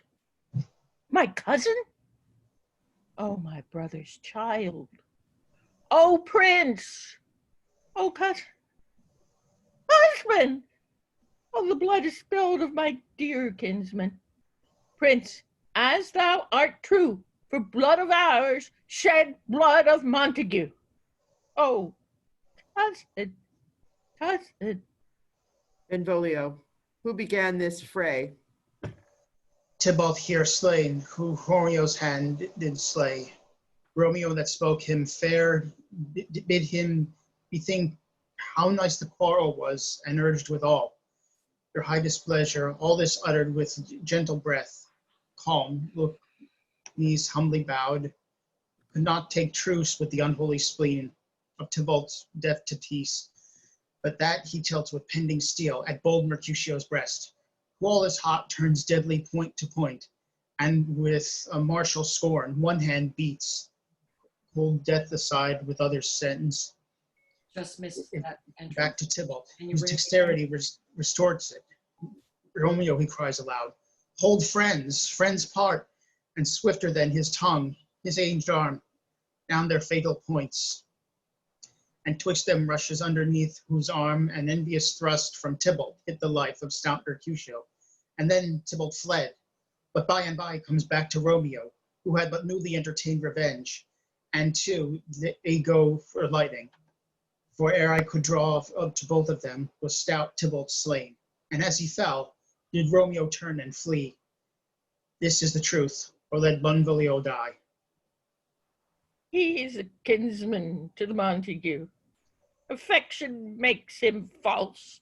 He speaks not true. Some 20 of them fought in this black strife, and all those 20 could but kill one life. I beg for justice, which thou, prince, must give. Romeo slew Tybalt. Romeo must not live. Romeo slew him. He slew Mercutio. Who now the price of his dear blood doth owe? Not Romeo, prince. He was Mercutio's friend. His fault concludes but what the law should end, the life of Tybalt. And for that offense, immediately we do exile him hence. I have an interest in your heart's proceeding. My blood for your rude brawls doth lie a-bleeding. But I'll immerse you with so strong a fine that you shall all repent this loss of mine. It will be deaf to pleading and excuses, nor tears nor prayers shall purchase our abuses. Therefore, use none. Let Romeo hence in hast, else when he is found, that hour is his last. Bear hence his body and attend our will. Mercy, not murders, pardoning those that kill.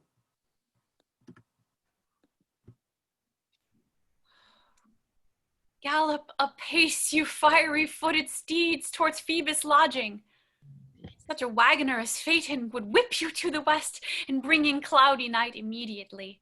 Spread thy close curtain, love-performing night, that runaway eyes may wink and Romeo leap to these arms untalked of and unseen.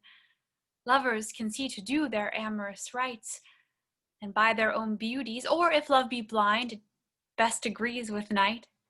Come, civil knight, thou sober-suited matron all in black, and learn me how to lose a winning match, played for a pair of stainless maidenhoods, hood my unmanned blood bating in my cheeks with thy black mantle, till strange love grow bold. Think true love acted simple modesty. Come, night, come, Romeo, come thou day in night, for thou wilt lie upon the wings of night, whiter than new snow upon a raven's back.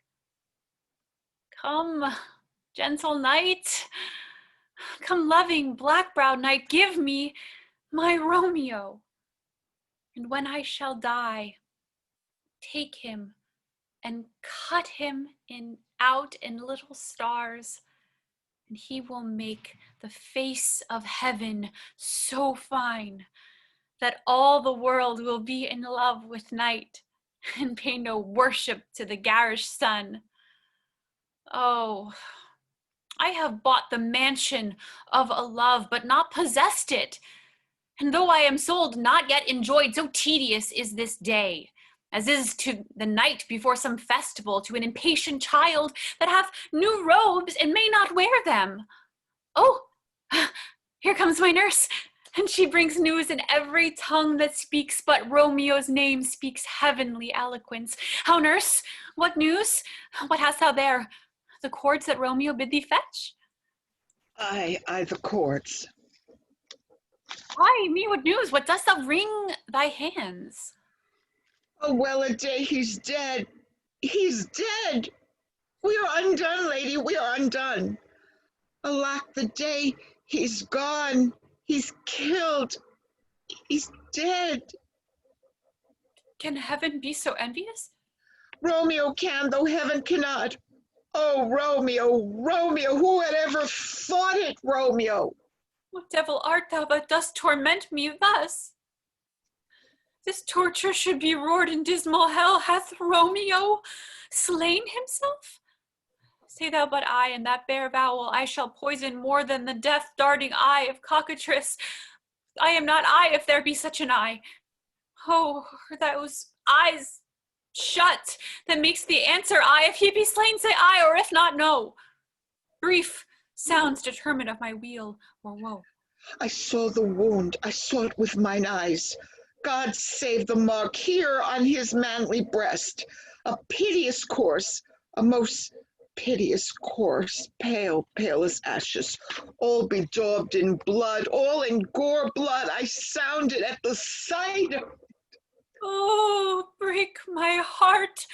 Poor bankrupt, break it once to prison, eyes ne'er look on liberty. Vile earth to earth resign, and motion here, and thou and Romeo press on heavy bier. Oh, Tybalt, Tybalt, the best friend I had. Oh, courteous Tybalt, honest gentleman, that ever I should live to see thee dead. What storm is this that blows so contrary? Is Romeo slaughtered, and is Tybalt dead? My dearest cousin, and my dearer lord. Then dreadful trumpets sound the general doom, for who is living if those two are gone? Tybalt is gone, and Romeo banished. Romeo that killed him, he is banished. Oh, God. Did Romeo's hand shed Tybalt's blood? It did, it did. Alas, the day, it did. Oh, serpent heart, hid with a flowering face, did ever dragon keep so fair a cave? Beautiful tyrant, fiend, angelical, ravenous, dove-feathered raven, wolvish, ravening lamb, despised substance of divinest show, just opposite to what thou justly seemst. Dim sainted, honorable villain, oh, nature, what hadst thou to do in hell when thou didst bower the spirit of a fiend in mortal paradise of such sweet flesh? Was ever book containing such vile matter so fairly bound? Oh, that deceit should dwell in such a gorgeous place. There's no trust, no faith, no honesty in men. All perjured, all forsworn, all naught, all dissemblers. Where's my man? Give me some aquavitae. These griefs, these woes, these sorrows make me old. Shame come to Romeo. Blistered be thy tongue, for such a wish he was not born to shame. Upon his brow shame is ashamed to sit, for 'tis a throne where honor may be crowned, sole monarch of the universal earth. Oh, what a beast was I to chide him. Will you speak well of him that killed your cousin? Shall I speak ill of him that is my husband? Ah, poor lord, what tongue shall smooth thy name when I, thy 3 hours wife, have mangled it? Wherefore, villain, didst thou kill my husband, my cousin? That villain cousin would have killed my husband. Back, foolish tears, back to your native spring. Your tributary drops belong to woe, which you mistake offer to joy. My husband lives, that Tybalt would have slain, and Tybalt dead that would have slain my husband. All this is comfort. Wherefore weep I then? Some words there was worser than Tybalt's death that murdered me. I would forget it fain, but oh, it presses to my memory. Like damned guilty deeds to sinners' minds, Tybalt is dead and Romeo banished. That banished, that one word, banished, hath slain 10,000 Tybalts. Tybalt's death was woe enough if it had ended there. Or if sour woe delights in fellowship, and needly will be ranked with other griefs, why follow not when she said Tybalt's dead? Thy father or thy mother, nay, or both, which modern lamentation might have moved, but which a rare word following Tybalt's death, Romeo is banished To speak that word is father, mother, Tybalt, Romeo, Juliet, all slain, all dead. Romeo is banished. There is no end, no limit, measure, bound in that word's death. No words can that woe sound. Where is my father and my mother, nurse? Weeping and wailing over Tybalt's corse. Will you go to them? I will bring you thither. Wash they his wounds with tears. Mine shall be spent when theirs are dry for Romeo's banishment. Take up those cords, poor ropes, you are beguiled, both you and I, for Romeo is exiled. He made you for a highway to my bed, but I, a maid, die maiden, widowed. Come, cord, come, nurse, I'll to my wedding bed, and death, not Romeo, take my maidenhead. Hie to your chamber. I'll find Romeo to comfort you. I wot well where he is. Hark ye, your Romeo will be here at night. I'll to him. He is hidden Lawrence's cell. Oh, find him, give this ring to my true knight, and bid him come to take his last farewell. Romeo, come forth, come forth. Thou fearful man, affliction is enamored of thy parts, and thou art wedded to calamity. Oh, father, what news? What is the prince doom? What sorrows craves acquaintance at my hand that yet I know not? Too familiar is my dear son with such sorrow company. I bring thee tidings of the prince's doom. Oh, what less than doomsday is the prince's doom? A gentler judgment vanished from his lips. Excuse me, I'd say at the end of Act 3, Scene 2, that we would take a break. I sent a message on the chat. We will take a break right after this scene. All right, thank you. A gentler judgment vanished from his lips. Not body's death, but body's banishment. Banishment. Be merciful, say death. For exile hath more terror in his look, much more than death. Do not say banishment. Here from Verona art thou banished. Be patient, for the world's broad and wide. There is no world without Verona's walls, but purgatory, torture, hell itself, hence banished. Is banished from the world, and world's exile is death, then banished is death. Mistermed, calling death banished, that thou cursed my head off with a golden axe, and smilest upon the stroke that murders me.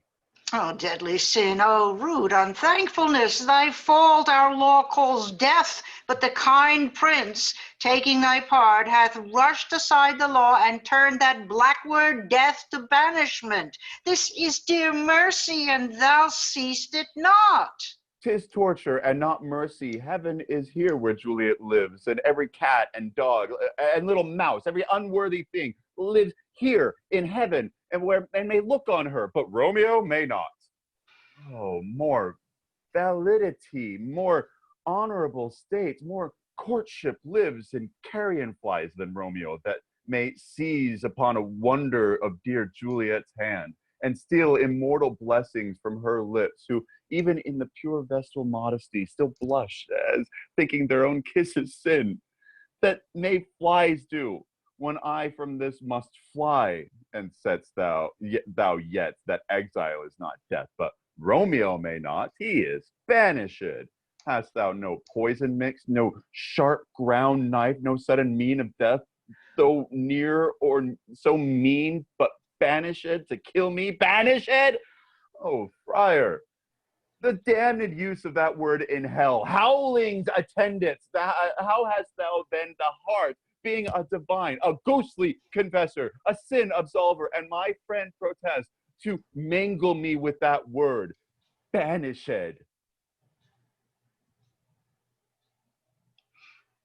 Then fond madman, hear me speak. Oh, wilt thou speak again of banishment?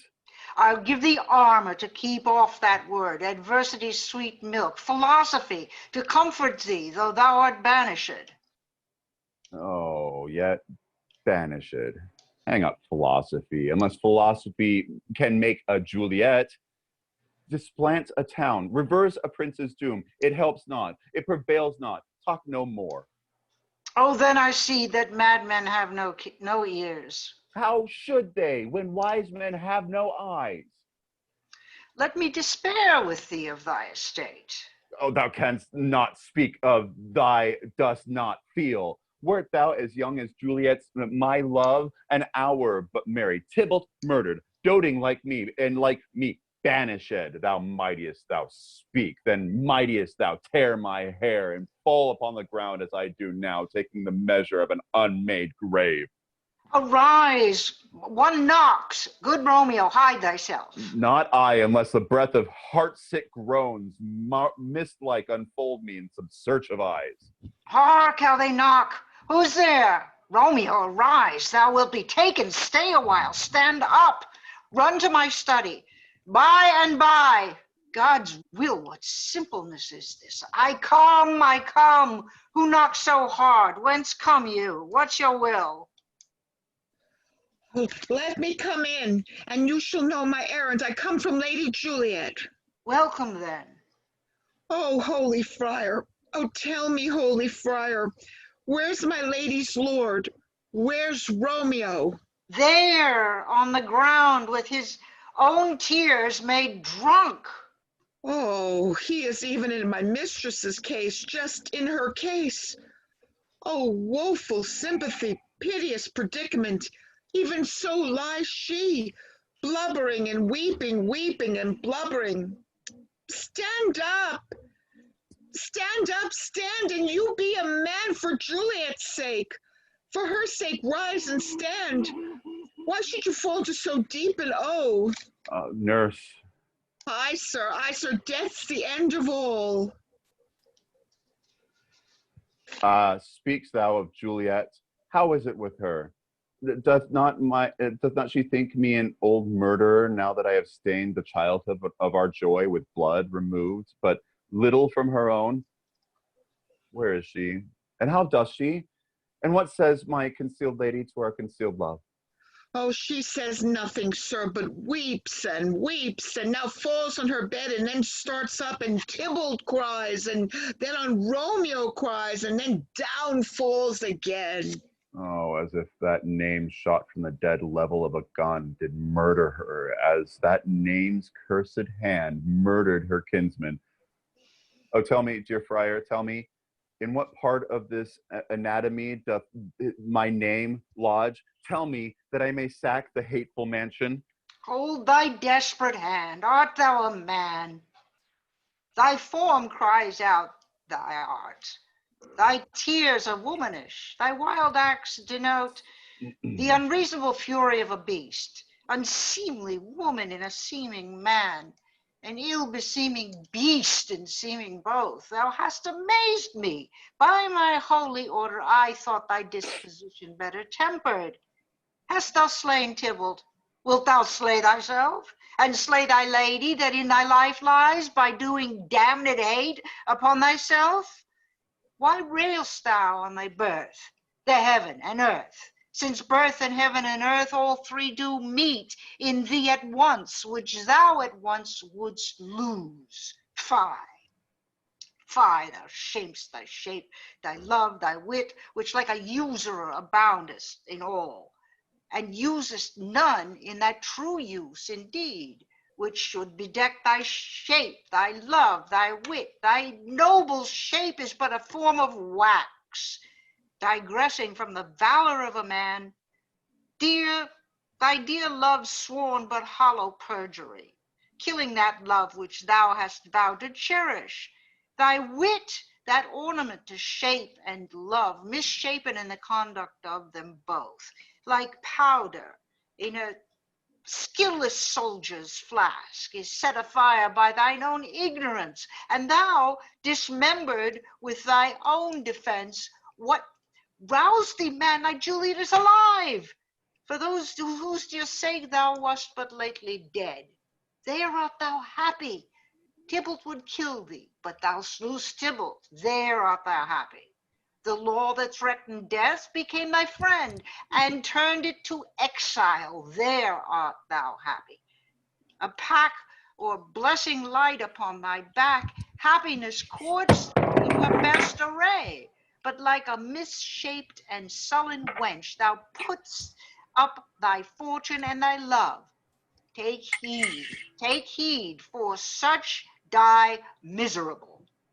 Go get thee to thy love, as was decreed. Ascend her chamber, hence, and comfort her. But look thou stay not till the watch be set, for then thou canst not pass to Mantua, where thou shalt live till we can find a time to blaze your marriage, reconcile your friends, beg pardon of thy prince, and call thee back with 20,000 times more joy than when thou wentst forth in lamentation. Go before, nurse, commend me to thy lady, and bid her hasten all the house to bed, which heavy sorrow makes them apt unto. Romeo is coming. Oh Lord, I could have stayed here all night to hear good counsel. Oh, what learning is! My lord, lie, tell my lady you will come. Do so, and bid my sweet prepare to chide. Oh, here so, a ring she bid me give to you. Hie thee, make haste, for it grows very late. How well my comfort is revived by this. Go hence, good night, and here stands all your state. Either be gone before the watch be set, or by the break of day disguised from hence sojourn in Mantua. I'll find out your man, and he shall signify from time to time every good hap to you that chances here. Give me thy hand, 'tis late. Farewell, good night. But that a joy past joy calls out on me. It were so a grief, but so brief, to part with thee. Farewell. All right, let's take 5. We'll be back at 3:23.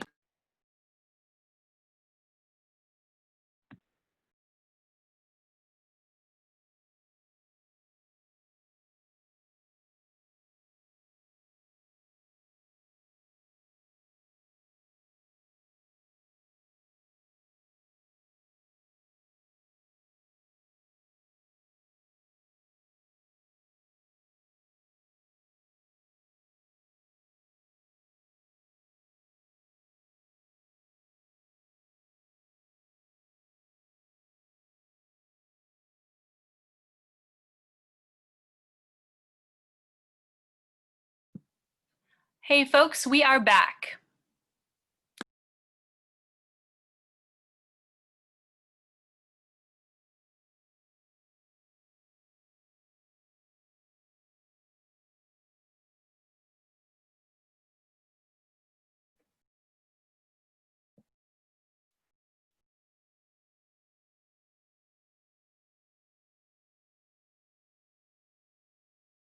Tab. You can also go to powerbets.com to get started. Our grade 1 first. We're ready. Belmont Oaks Invitational in the books. Magic Attitude, your winner, our winner circle leading, brought to you by the Basic Tipton Atlantic yearly sale on 56 after the Preakness in Somalia, Maryland, with 550 catalog, including 150 New York credits. What a performance! Go for it, Capulet. Philly here for the States debut. Sat last early on, and when Javier Castellano asked for more, she absolutely took off and won convincingly to get the first grade 1 win of her career.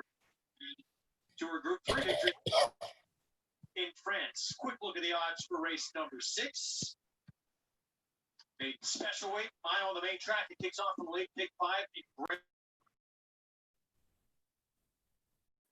Things have fallen. Everyone, I'm so sorry. This is Virginia Escalis. It's been a very distractible day because I'm going to sing soon at a really big downtown Newark block party, and it was last minute. And I'm really sorry to everybody, really. Thank you for covering for me. That's just fine, Virginia. I really apologize. You guys are all doing so beautiful, gorgeous. Jim, are you frozen, Jim?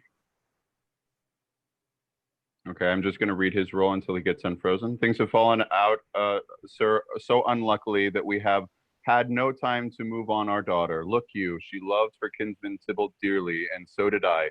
Well, we were born to die. 'Tis very late. She'll not come down tonight, I promise you, but for your company, I would been abed an hour ago. These times of woe afford no time to woo.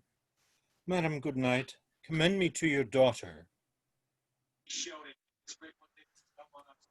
Lady Capulet. And you're in panic and just thinking about that effervescent magic attitude, so she has such a bright future.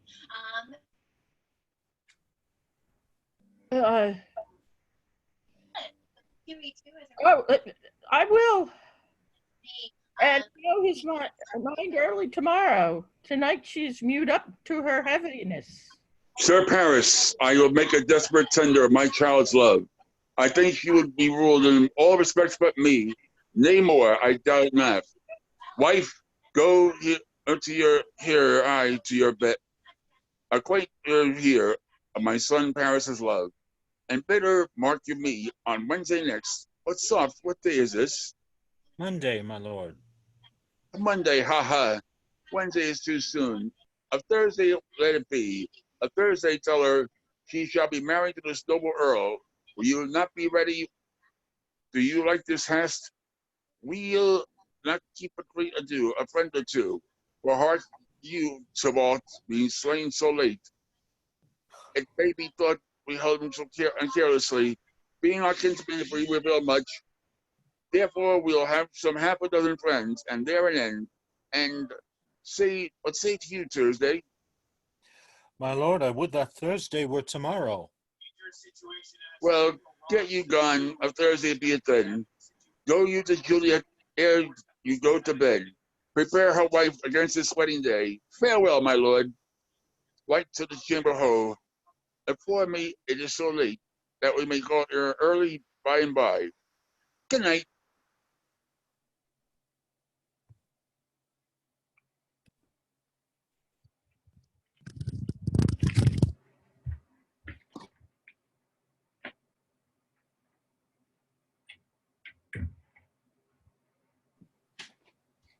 Romeo,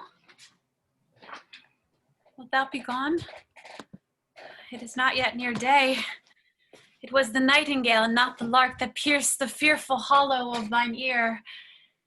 Nightly she sings on yon pomegranate tree. Believe me, love, it was the nightingale. It was the lark, the herald of the morn. No nightingale. Look, love, what envious streaks to lace the severing clouds in yonder east. Night candles are burnt out, and jocund day stands tiptoe in the misty mountain tops. I must be gone and live, or stay and die. And light is not daylight, I know it. Aye, it is some meteor that the sun exhales to be to thee this night a torchbearer, and light thee on thy way to Mantua. Therefore, stay yet. Thou needst not be gone. Let me be ta'en, and let me be put to death. I am content, so thou wilt have it so.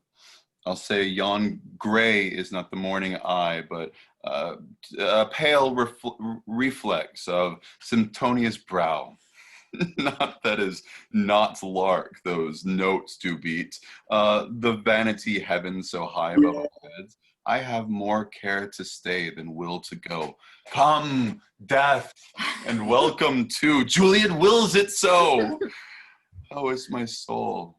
Let's talk, it is not yet day. It is. It is. Hie hence, be gone away. It is the lark that sings so out of tune, straining harsh discords and unpleasing sharps. Some say the lark makes sweet division. This doth not so, for she divideth us.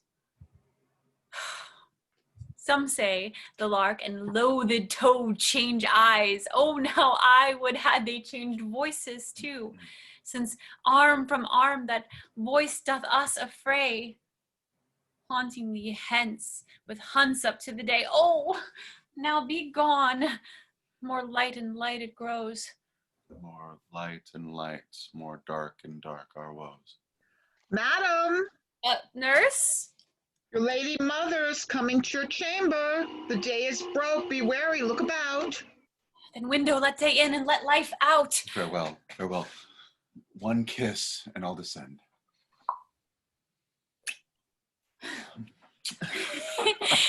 Art thou gone so? Love, lord, I, husband, friend, I must hear from thee every day in the hour, for in a minute there are many days. Oh, by this count I shall be much in years, ere I again behold my Romeo. Farewell. I will omit no opportunity that may convey my greetings, love, to thee. Oh, thinkst thou we shall ever meet again? I doubt it not, and all these woes shall serve for sweet discourse in our time to come. Oh God, I have an ill-divining soul. Methinks I see thee now. Thou art so low as one dead in the bottom of a tomb. Either my eyesight fails or thou lookst pale. And trust me, love, in my eyes so do you. Dry sorrow drinks our blood. Adieu. Adieu. Oh, fortune, fortune, all men call thee fickle. If thou art fickle, what dost thou with him that is renowned for faith? Be fickle, fortune, for then I hope thou wilt not keep him long, but send him back. Daughter. Who is that calls? Is my lady mother? Is she not down so late or up so early?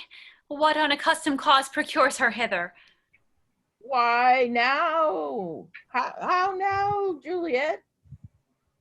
Madam, I am not well.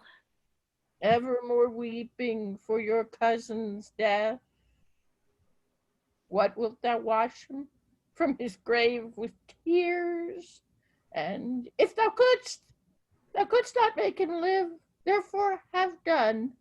Some grief shows much of love, but much of grief shows still some want of wit. Yet let me weep for such a feeling loss. So shall you feel the loss you weep for. Feeling so the loss I cannot choose but ever weep the friend. Well, girl, thou weeps not so much for his death as that the villain lives who slaughtered him. What villain, madam?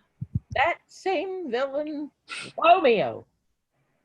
Villain, and he be many miles asunder. Good pardon I do with all my heart, and yet no man like he doth grieve my heart. That is because the traitor lives. I, madam, from the reach of these my hands, would none but I might venge my cousin's death. We will have vengeance for it, fear thou not. Then weep no more. I'll send to one in Mantua where that same banished renegade doth live, shall give him such an unaccustomed dram that he shall soon keep Tybalt company, and then I hope thou wilt be satisfied. Indeed, I never shall be satisfied with Romeo till I behold him. Dead is my poor heart, so for a kinsman vexed. Madam, if you could find out but a man to bear a poison, I would temper it, that Romeo should open receipt thereof, soon sleep in quiet. Oh, how my heart abhors to hear him named, and cannot come to him to wreak the love I bore my cousin upon his body that hath slaughtered him. Find thou the means, and I'll find such a man. But now, I'll tell thee joyful tidings, girl. And joy comes well in such a needy time. What are they? Beseech your ladyship. Well, thou hast a careful father, child, one who, to put thee from thy heaviness, hath sorted out a sudden day of joy, that thou expects not, nor I look not for. Madam, in happy time, what day is this? Marry, my child, early next Thursday morn. The gallant, young, and noble gentleman, the Count de Paris, at St. Peter's Church, shall happily make thee a joyful bride. Now by St. Peter's Church, and Peter too, he shall not make me there a joyful bride. I wonder at this haste that I must wed ere that he should be husband comes to woe. I pray you tell my lord and father, madam, I will not marry yet, and when I do, I swear it shall be Romeo, whom you know I hate, rather than Paris. These are news indeed. Here comes your father. Tell him so yourself, and see how he will take it at your hands. A horse is running early in a race, and then the final figure. When I see pace figures that match the final figure, that's kind of... When the sun sets, the earth doth drizzle dew, but for the sunset of my brother's son, it rains downright. How now, a conduit girl? What still in tears? Evermore showering in one little body? Thou counterfeits a bark, a sea, a wind, for still thy eyes, which I may call the sea, do ebb and flow with tears. The bark my body is, saying in the salt flood, the winds I sigh, so raging tears invade with them. Without a sudden calm will overset this tempest body. How now, wife? Have you delivered ear to our decree? Aye, sir, but she will none. She gives you thanks. I would the fool were married to her grave. I lost my place here. Was one of the better ones, obviously. Yeah, I mean, just unveiled one 2-year-old after another. Sorry, it continues to do something. Newly minted 9,000 race trainer credit. Can you turn your Seriously, TV off? I know. All right, I'm hearing it. Being apprehended on the backside and being A-OK too. So, for the kids over the I learned that all right. Back to go on smart, but in great is perhaps favorite here and Right, we're up to.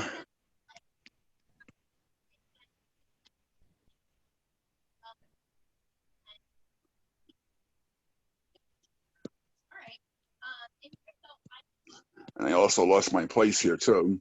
You still haven't turned it off. I'm getting it off now.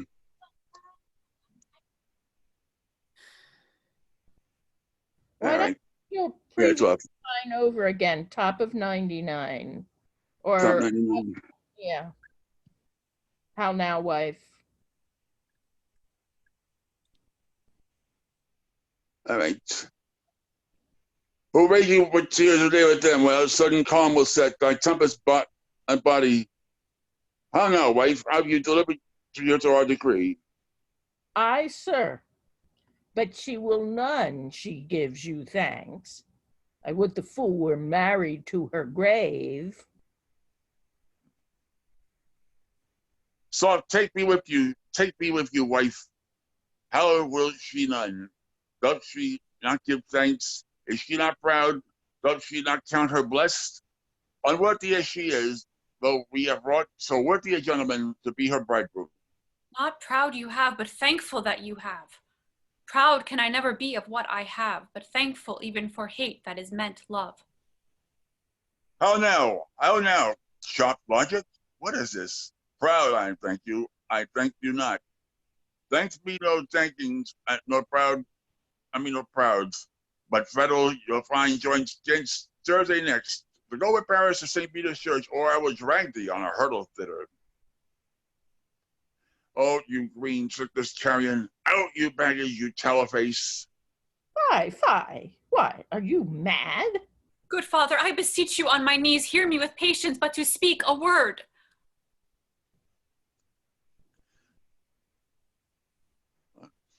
Hang thee, young baggage, disobedient wretch.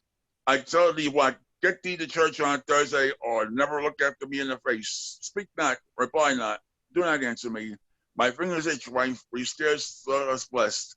Our God has lent us but this only child. but now I see this one too much, and that we have a curse in having her. Out on her, Hilding. God in heaven bless her. You are to blame, my lord, to rate her so. And let my lady wisdom hold your tongue, Goodford, and smatter with your gossip go. I speak no treason. Father, oh gaudy Godin, may not one speak? Peace, you mumbling fool. Utter your gravity on our gossip balls, for here we need it not. You are too hot. God's bread, it makes me mad. Day, night, hour, ride, time, work, play, alone in company, some of my care have been to heaven unmatched. And having now provided a gentleman of noble parentage, your fair demons, young, beautiful, and noble alike, serve this day, say, with honorable parts, proportioned as one's thought would wish a man. And then have rest of measure proving fool, a whining mammoth in the fortune sender. To answer, I'll not wed, I cannot love. I am too young, I pray you pardon me. But, and you will not wed, I'll pardon you. Raise where you will, you shall not house with me. Look to, think on. I do not use the jest. Thursday is near, lay hand on her heart advise. And you be mine, I'll give you my friend. And you be not hang, beg, stray, die in the streets. Will might be my soul, I'll never acknowledge thee. Nor what is mine shall never do thee good. Trust to bethink you, I'll not be forsworn. Is there no pity sitting in the clouds that sees into the bottom of my grief? Oh, sweet my mother, cast me not away. Delay this marriage for a month, a week, or if you do not, make the bridal bed in that dim monument where Tybalt lies. Talk not to me, for I'll not speak a word. Do as thou wilt, for I have done with thee. Oh, God. Oh, nurse, how shall this be prevented? My husband is on earth, my faith in heaven. How shall that faith return again to earth? Unless that husband send it to me from heaven by leaving earth. Comfort me, counsel me. Alack, alack, that heaven should practice stratagems upon so soft a subject as myself. What sayest thou? Hast thou not a word of joy, some comfort, nurse? Faith, here it is.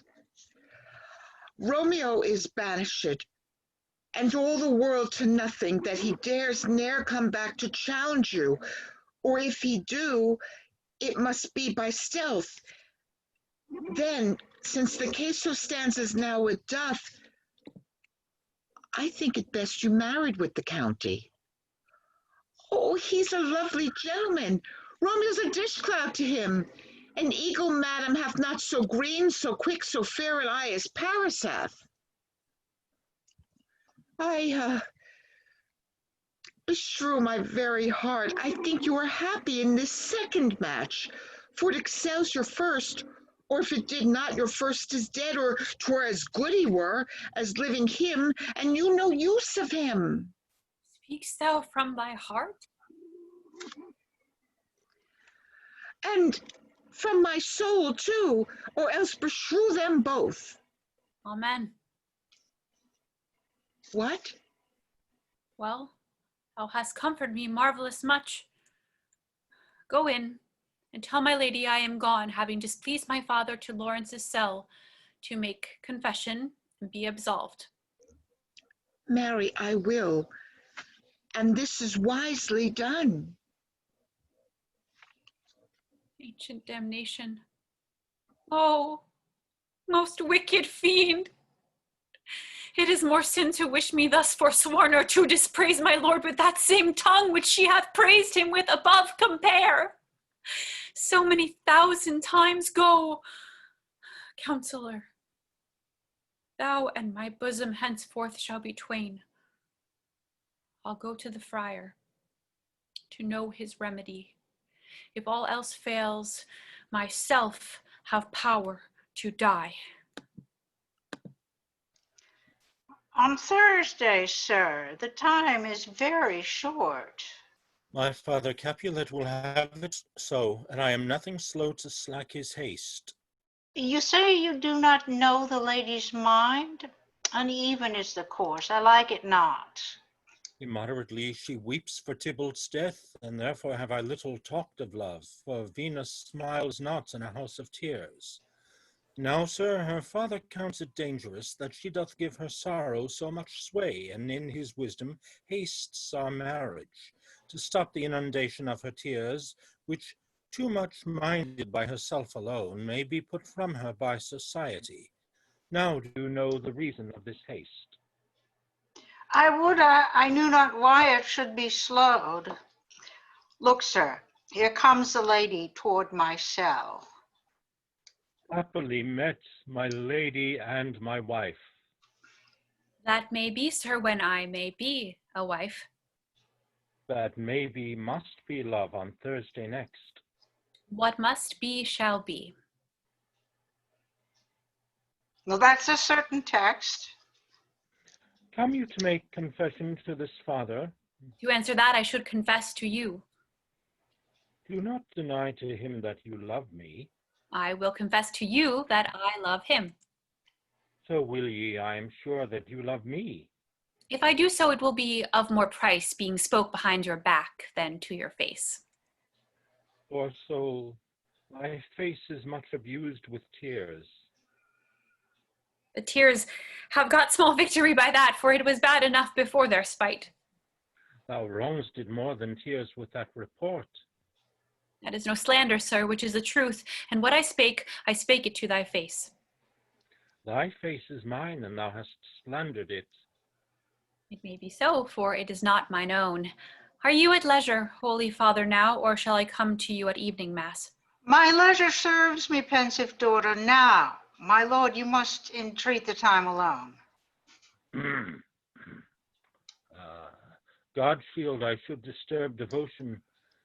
Juliet, on Thursday early will I rouse you. Till then, adieu, and keep this holy kiss.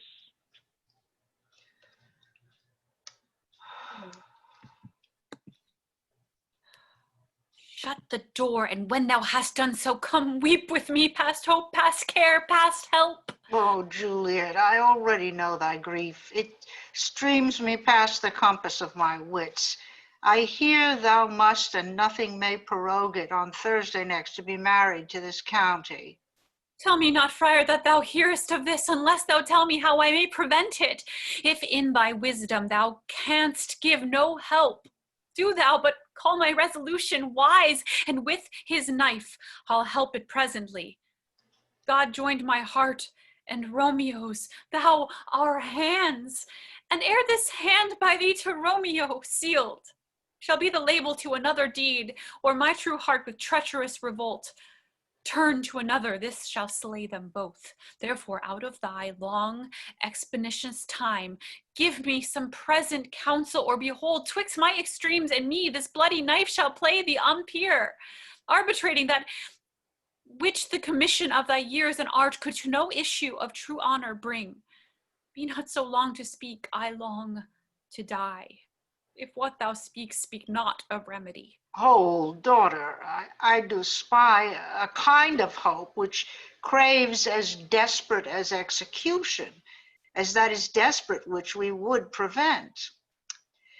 If rather than to marry County Paris, thou hast the strength of will to stay thyself, then it is likely thou wilt undertake a thing like death to chide away this shame that copes with death himself, to escape from it. And if thou darest, I'll give thee remedy. Woe, bid me leap rather than marry Paris from of the battlements of any tower, or walk in thievish ways, or bid me lurk where serpents are, chain me with roaring bears, or hide me nightly in a charnel house, or covered quite with dead man's rattling bones, with wrecky shanks and yellow chapel skulls, or bid me go into a new-made grave. Things that to hear them told have made me tremble, and I will do it without fear or doubt, to live an unstained wife to my sweet love. Hold then, go home, Be merry, give consent to marry Paris. Wednesday is tomorrow, tomorrow night. Look that thou lie alone. Let not thy nurse lie with thee in thy chamber. Take thou this vial, being then in bed, and this distilling liquor drink thou off, when presently through thy veins shall run a cold and drowsy humor. For no pulse shall keep his native progress, but surcease. No warmth, no breath shall testify thou livest. The roses in thy cheeks, thy lips shall fade. To many ashes the eyes' windows fall, like death when he shut up the day of life. Each part deprived of subtle government shall stiff and stark and cold appear like death. And in this borrowed likeness of shrunk death thou shalt continue 42 hours, and then awake as from a pleasant sleep. Now, when the bridegroom in the morning comes to rouse thee from thy bed, there art thou dead. Then, as the manner of our country is, in thy best robes uncovered on the bier, be borne to burial in thy kindred's grave. Thou shalt be borne to that same ancient vault where all the kindred of the Capulets lie.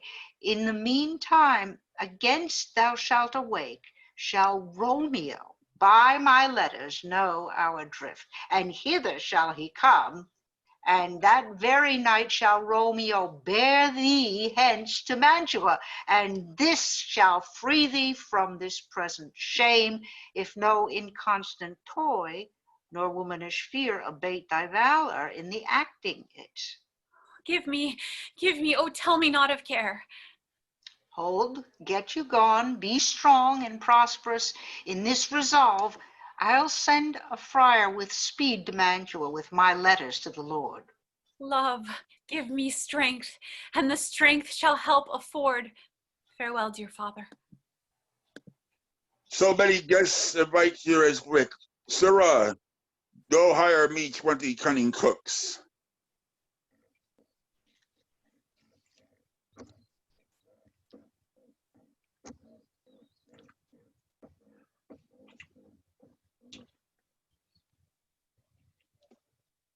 Servant?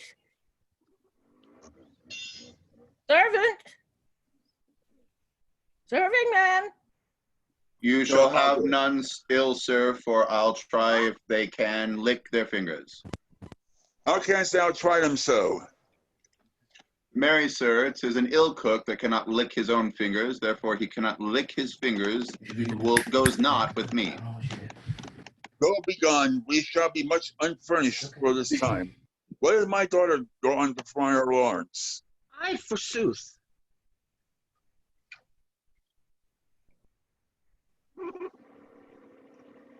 Well, he may chance to do some good on her. A peevish self wild harlotry he is. Oh, see where she comes from shrift, with merry look. Uh-oh.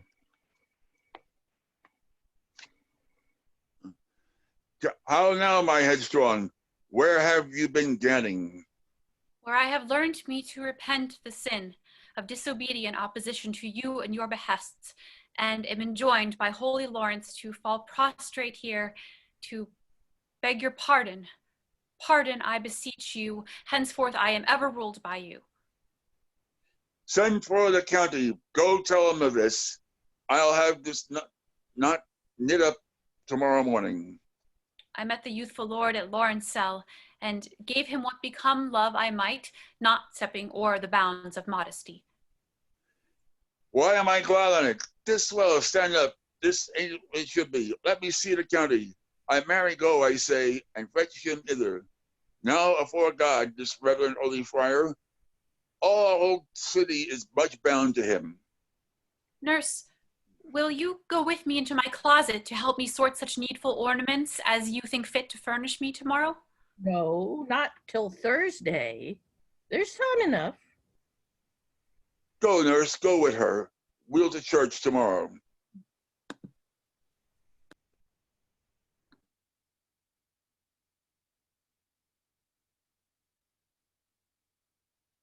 Lady Capulet? Shall be short in our provision. 'Tis now near night. Tush, I will stir about, and all things shall be well. I warrant thee, wife. Go thou to Juliet, out to deck her up. I'll not beat the bed tonight. Let me alone. I'll play the housewife for once. What ho? They're all afoot. Well, I will walk myself to County Paris to prepare him up. Against tomorrow my heart is wondrous light, since the same wayward girl is so reclaimed.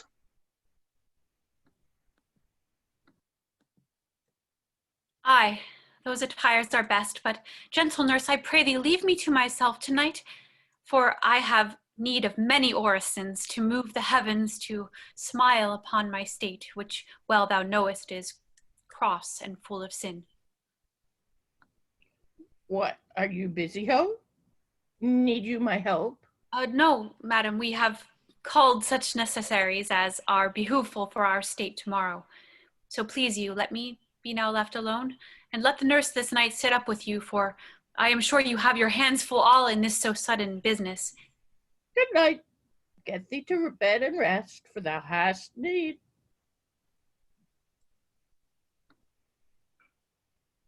Farewell. God knows when we shall meet again. I have a faint cold fear thrills through my veins that almost freezes up the heat of fear. I'll call them back again to comfort me. Nurse! What should she do here? My dismal scene. I needs must act alone. Come, vial. What if this mixture do not work at all? Shall I be married then tomorrow morning? No, no, this shall forbid it. Lie thou there.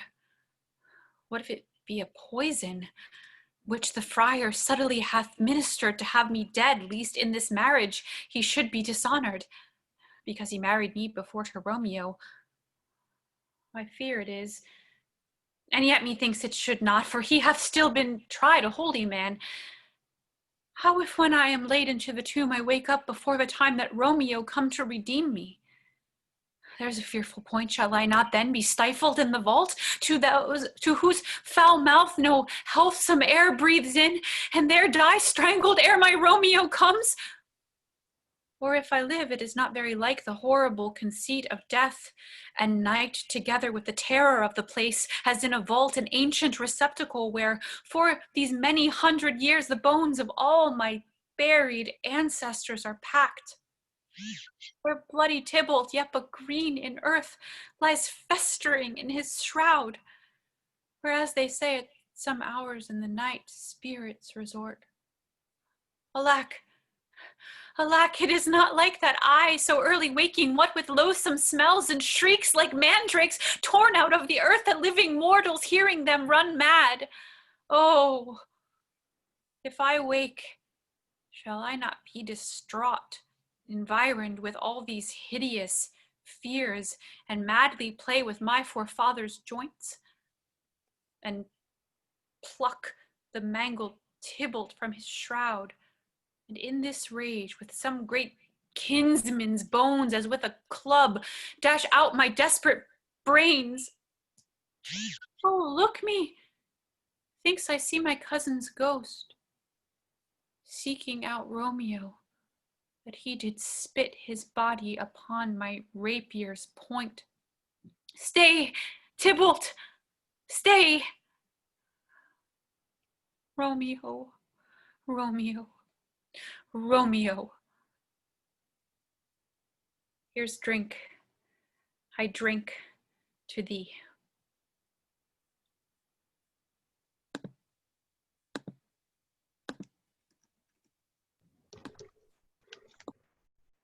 Hold, take these keys and fetch more spices, nurse.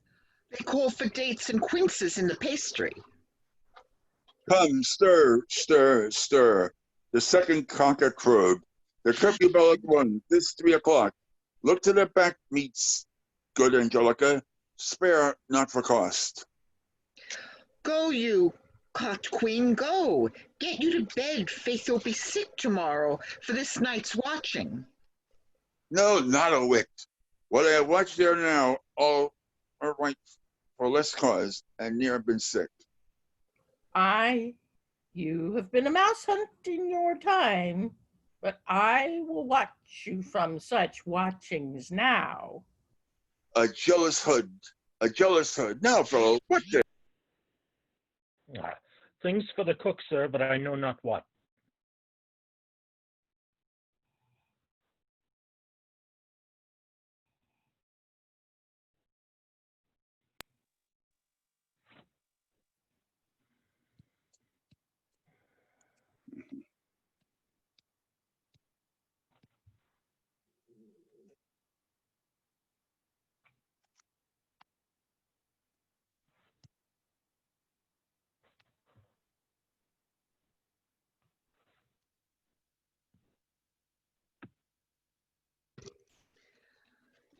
Make haste, sirrah. Fetch drier logs. Call Peter, he will show thee where they are.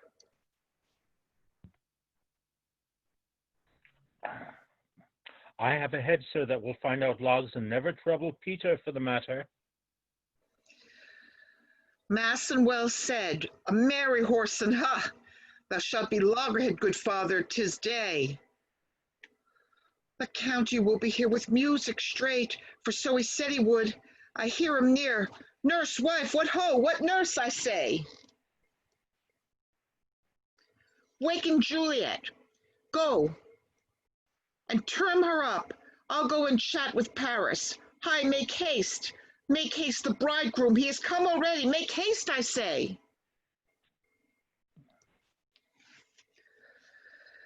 Mistress! What, mistress, Juliet? Fast I warrant her. Why, lamb? Why, lady? Fie, you slug-a-bed. Why, love, I say. Madam, sweetheart. Why, bride. What, not a word? You take your penny's worth now, sleep for a week. For the next night, I warrant the county parish shall set up the rest, that you shall have but rest but little. God forgive me. Mary and amen. How sound is she asleep? I must needs wake her. Madam, madam, madam. I let the county take you in your bed. He'll fright you up in faith. Will it not be?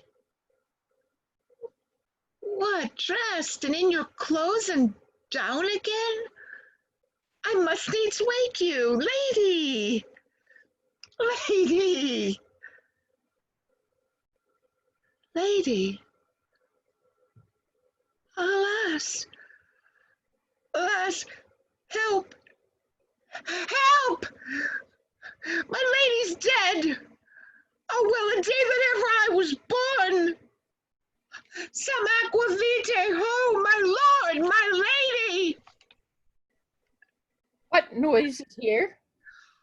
Oh, lamentable day. What is the matter?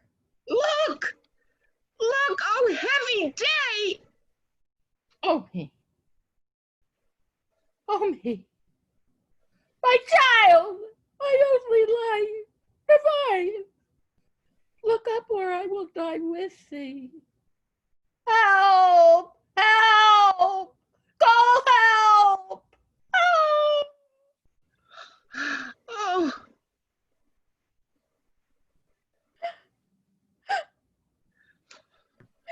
For shame, bring Juliet forth, her lord is come. She's dead. Deceased, she's dead. Alack the day. Alack the day, she's dead. She's dead. She's dead. Hab, let me see her. Out, alas, she's cold. Her blood is settled and her joints are stiff. Life and these lips have long been separated. Death lies on her like an untimely frost upon the sweetest flower of all the field. Oh, lamentable day! Woeful time! Death, that hath taken her hence to make me wail, ties up my tongue and will not let me speak. Oh, oh. Is the bride ready to go to church?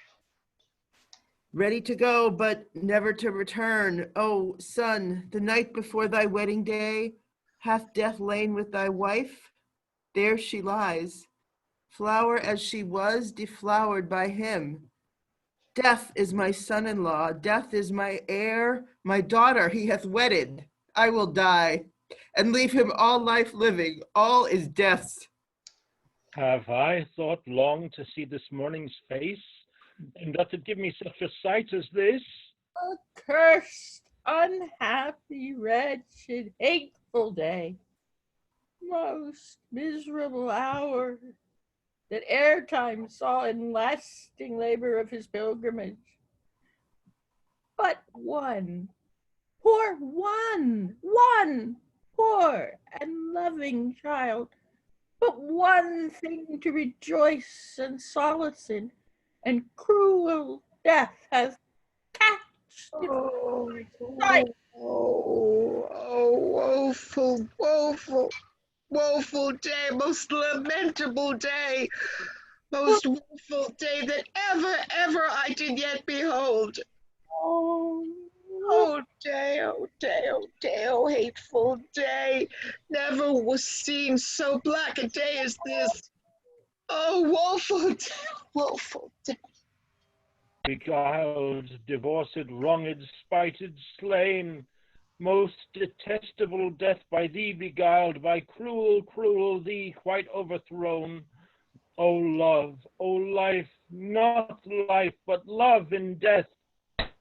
Despised, distressed, hated, martyred, killed. Uncomfortable time, why camest thou now to murder our solemnitic?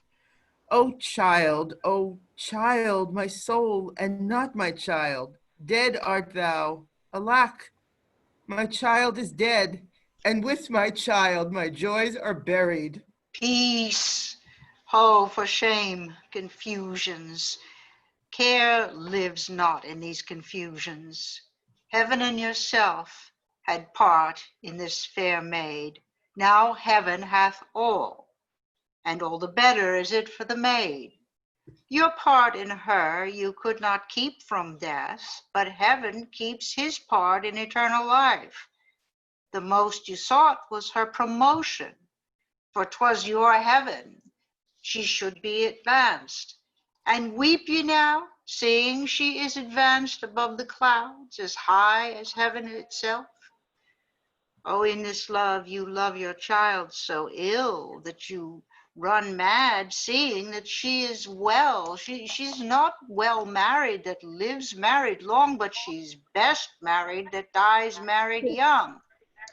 Dry up your tears and stick your rosemary on this fair course. And as the custom is, and in her best array bear her to church. For though some nature bids us all lament, yet nature's tears are reason's merriment. All things that we ordained festival turn from their office to black funeral. Our instruments to melancholy bells, our wedding cheer to a sad burial feast, our solemn hymns to sullen dirges change, our bridal flowers serve for a buried corse, and all things change them to the contrary. Sir, go you in, and madam go with him, and go Sir Paris, everyone prepare to follow this fair course unto her grave. The heavens do lour upon you for some ill. Move them no more by crossing their high will. Faith, we may put up our pipes and be gone. Honest good fellows, I put up. For well you know, this is a pitiful case. Aye, by my troth, the case may be amended. Musicians, oh musicians, heart's ease, heart's ease. Oh, and you will have me play heart's ease. Why heart's ease?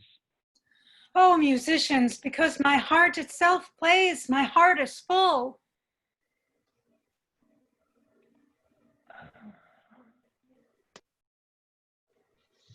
Not a dump we. 'Tis no time to play now. You will not then? No. I will then give it you soundly. What will you give us? No money on my faith, but the Greek. I will give you the minstrel. Then will I give you the serving creature. Then will I lay the serving creature's dagger on your plate. I will carry no crochets ill by you. Do you note me? And you lay us and fast, you note us. Pray you, put up your dagger, and put up your wit. Then have you with my wit. I will dry beat you with an iron wit, and put up my iron dagger. Answer me like men. When griping griefs the heart doth wound, then music with her silver sound. Why silver sound? Why music with her silver sound? What say you, Simon Catling? Marry, sir, because silver hath a sweet sound. Greatest, what say you, Hugh Ribbick? I say silver sound, because musicians soil for silver. Greatest too, what say you, James Soundpost? Faith, I know not what to say. Oh, I cry you mercy, you are the singer. I will say for you, it is music with her silver sound, because musicians have no gold for sounding. Then music with her silver sound, with speedy help doth lend redress. What a pestilent knave is this same? Hang him, Jack. Come, wheel in here, tarry for the mourners, and stay dinner.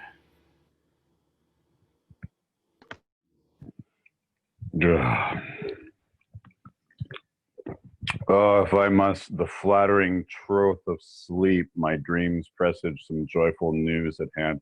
Ah, my bosom's light sits lightly on his throne, and all Pythian's day is unoccupied spirit. Lift me above the ground with cheerful thoughts.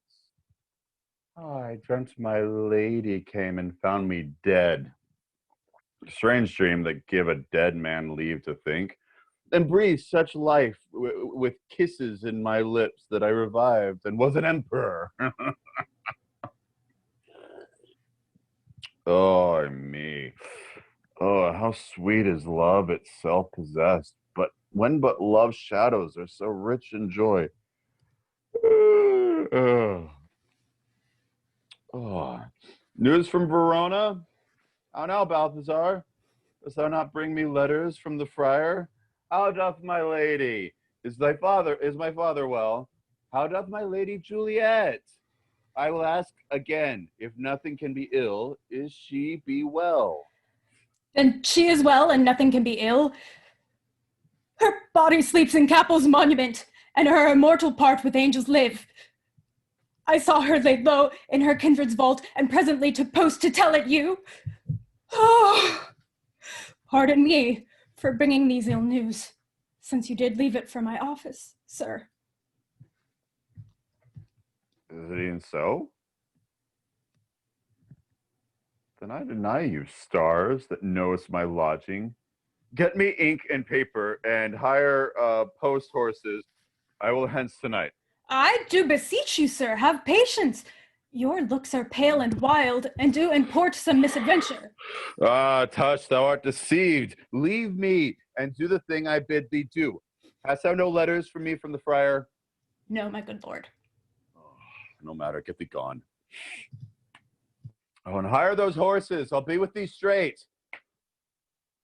Well, Juliet, I will lie with thee tonight. Let's see for means. Oh, mistress, thou art swift to enter in the thoughts of desperate men. I do remember an apothecary, and hear about devils, which late I noted that in tattered weeds and overwhelming brows, culling of simple meagres were his looks, sharp misery and worn him to the bones. In the needle shop of toyers hung alligator shaft, and out of the skins of ill-shaped fishes, and about his shelves a beggarly account of empty boxes, green earthen pots, bladders, and musty seeds, remnants of the Packard and the old cakes of roses, were thinly scattered to make up a show. None but the punary of myself, I said, if a man did need a poison now, who sails present death in Mantua. He lives at Cardiff. Wretch will sell him. Oh, this is the same needle man must sell it me. As I remember, it should be the house, being a holy day, and beggar's shop is shut. But ho, apothecary! Who calls so loud? Come hither, man. I see thou art poor. Hold, there is 40 ducats. Let me have a dram of poison, such as soon spreading gear as will disperse itself through all the veins, and the life weary taker may fall dead, and that the trunk may be discharged of breath as violently as hastily powdered fire doth hurry from the fatal cannon's womb. Such mortal drugs I have, but Mantua's law is death to any he that utters them. Art thou so bare and full of wretchedness that feared to die? Famine is in thy cheeks, need and oppression starveth in thy eyes, contempt and beggary hangs on thy back. The world is not thy friend, nor the world's law. The world affords no law but to make thee rich. Be not poor, but break it, and take this. My poverty, but not my will, consents. I pray thy poverty and not thy will. Put this in any liquid thing you will, and drink it straight, and drink it off, and if you had the strength of 20 men, it would dispatch you straight. There's thy gold.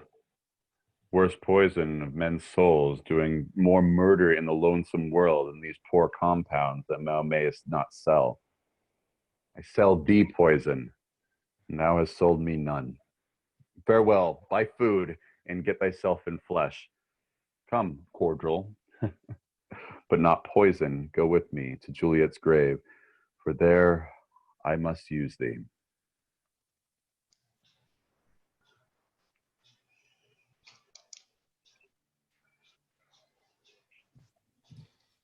Holy Franciscan friar, brother, ho! This same should be the voice of Friar John. Welcome from Mantua. What says Romeo? Or is his mind bewrit? Give me his letter. Going to find a barefoot brother out, one of our order to associate me here in this city visiting the sick, and finding him, the searchers of the town, suspecting that we both were in a house where the infectious pestilence did reign, sealed up the doors, and would not let us forth, so that my speed to Mantua there was stayed. Who bear my letter then to Romeo? I could not send it. Here it is again, nor get a messenger to bring it to thee, so fearful were they of infection. Unhappy fortune! By my brotherhood, the letter was not nice, but full of charge of dear import, and the neglecting it may do much danger. Friar John, go hence, get me an iron crow, and bring it straight unto my cell. Brother, I'll go and bring it thee. Now, I must to the monument alone. Within these 3 hours will fair Juliet wake. She will beshrew me much that Romeo hath no notice of these accidents, and I will write again to Mantua and keep her at my cell till Romeo come. Poor living corse, closed in a dead man's tomb. Give me thy torch, boy. Hence and stand aloof, yet put it out, for I would not be seen. Under yond yew trees lay thee all along, holding thine ear close to the hollow ground. So shall no foot upon the churchyard tread, being loose, unfirm with digging up of graves, but thou shalt hear it. Whistle then to me as signal that thou hearest something approach.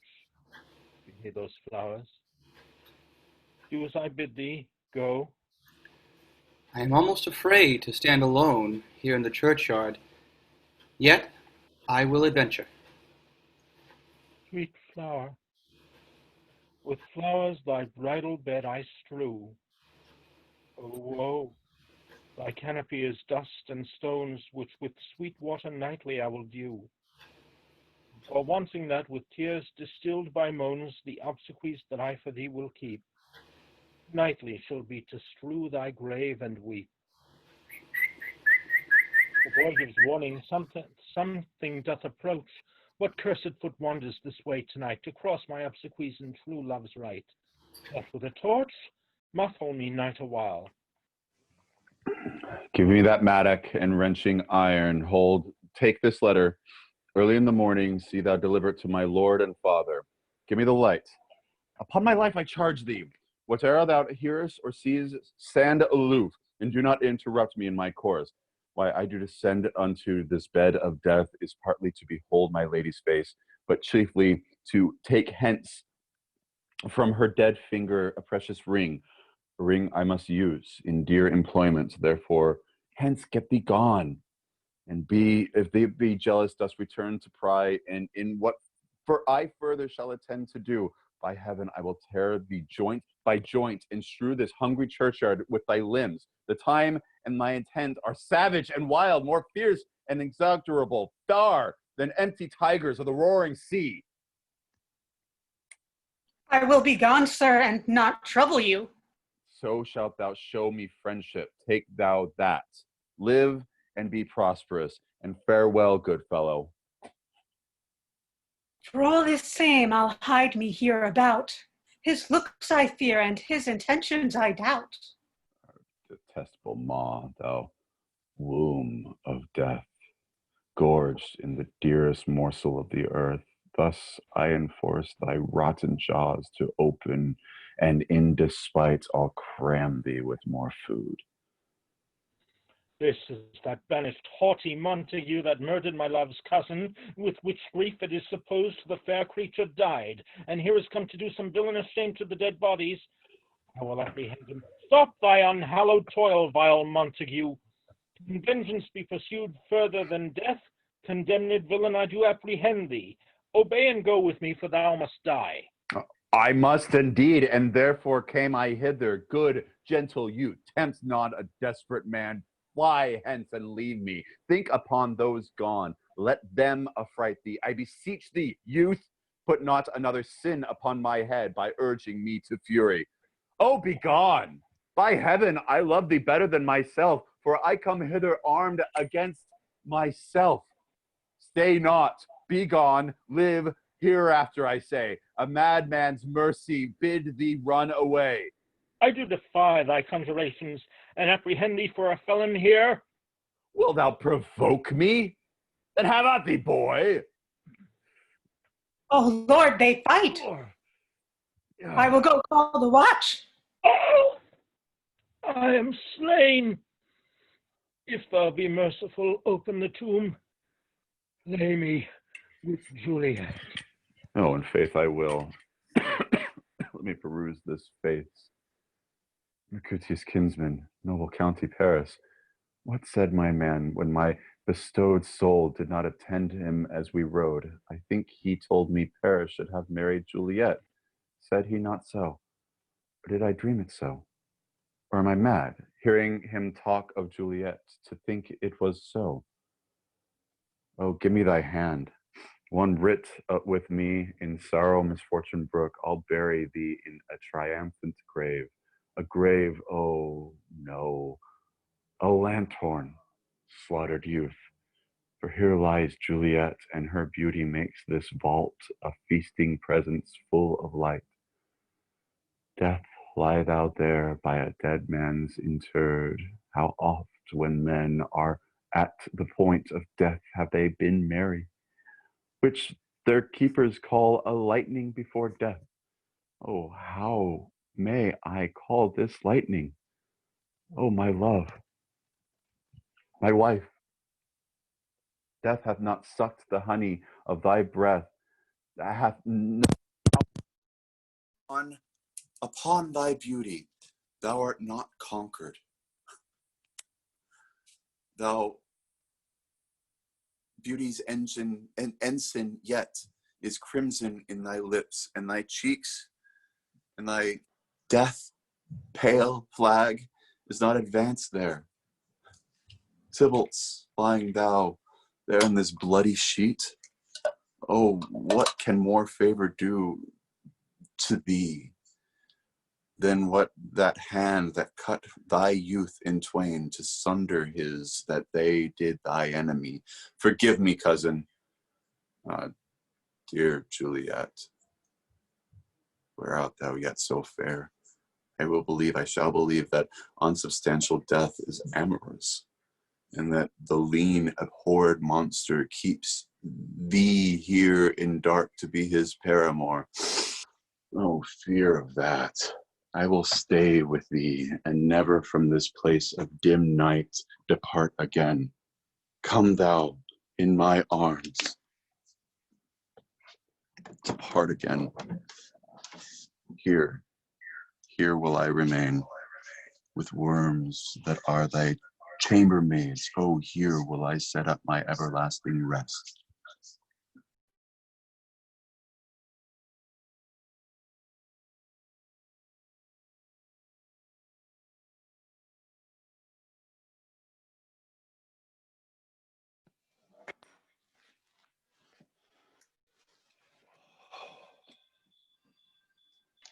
St. Francis be my speed. How oft tonight have my old feet stumbled at graves. Who's there? There's one, a friend, and one that knows you well. Bliss be upon you. Tell me, good my friend, what torch is yon that vainly lends his life to grubs and eyeless skulls, as I discern it burneth in the capel's monument? It doth so, holy sir. And there's my master, one that you love. Who is it? Romeo.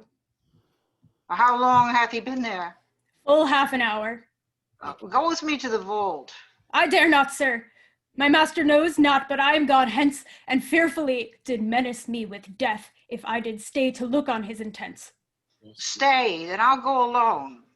Fear comes upon me. Oh, much I fear some ill unlucky thing. As I did sleep under this young tree here, I dreamt my master and another fought, and that my master slew him. Romeo, alack, alack, what blood is this which stains the stony entrance of the sepulchre? What means these masterless and gory swords to lie discolored by this place of peace? Romeo, oh pale, who else? What, Paris too? And steeped in blood? What an unkind hour is guilty of this lamentable chance. The lady stirs.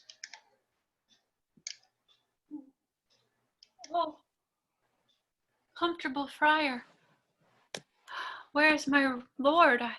I do remember well where I should be. And there I am. Where is my Romeo?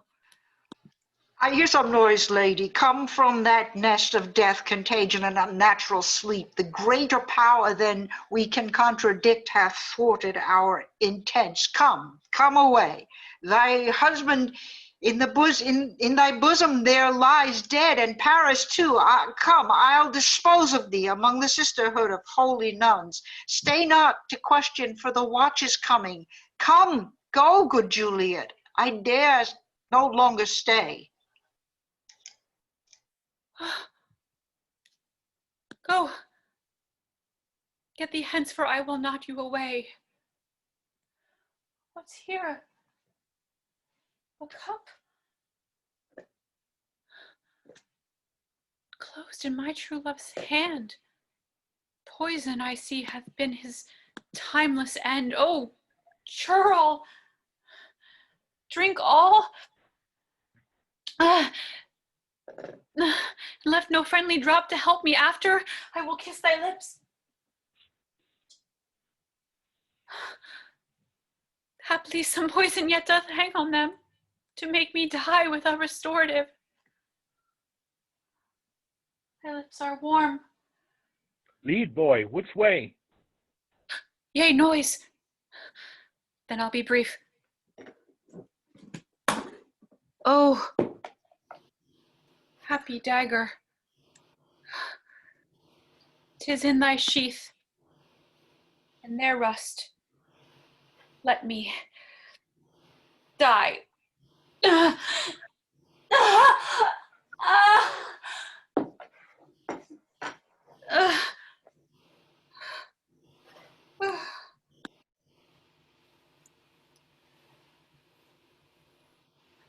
This is the place, there where the torch doth burn. The ground is bloody. Search about the churchyard. Go, some of you, whoe'er you find attached. Pitiful sight. Here lays the county slain, and Juliet bleeding, warm and newly dead. Who here hath lain these 2 days buried? Go, tell the prince, run to the Capulets, raise up the Montagues, some other search. We see the ground whereon these woes do lie, but the true ground of all these piteous woes we cannot without circumstance descry.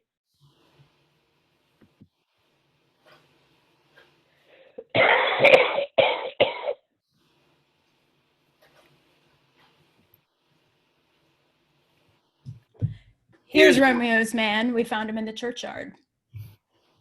Hold him in safety till the prince come hither. Here is a friar that trembles, sighs, and weeps. We took his mattock and his spade from him as he was coming from this churchyard side. A great suspicion stay the friar too. What misadventure is so early up that calls our person from our morning's rest?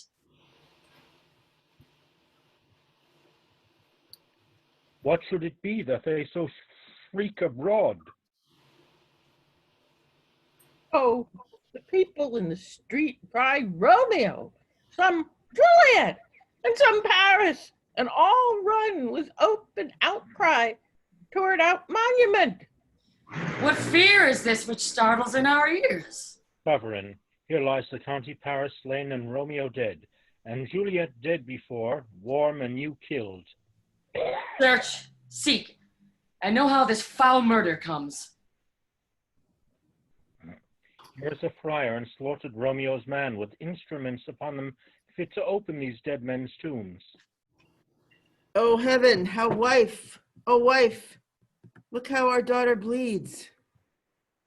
This dagger hath mistain, for lo, his house is empty on the back of Montague, and is missheathed in my daughter's bosom.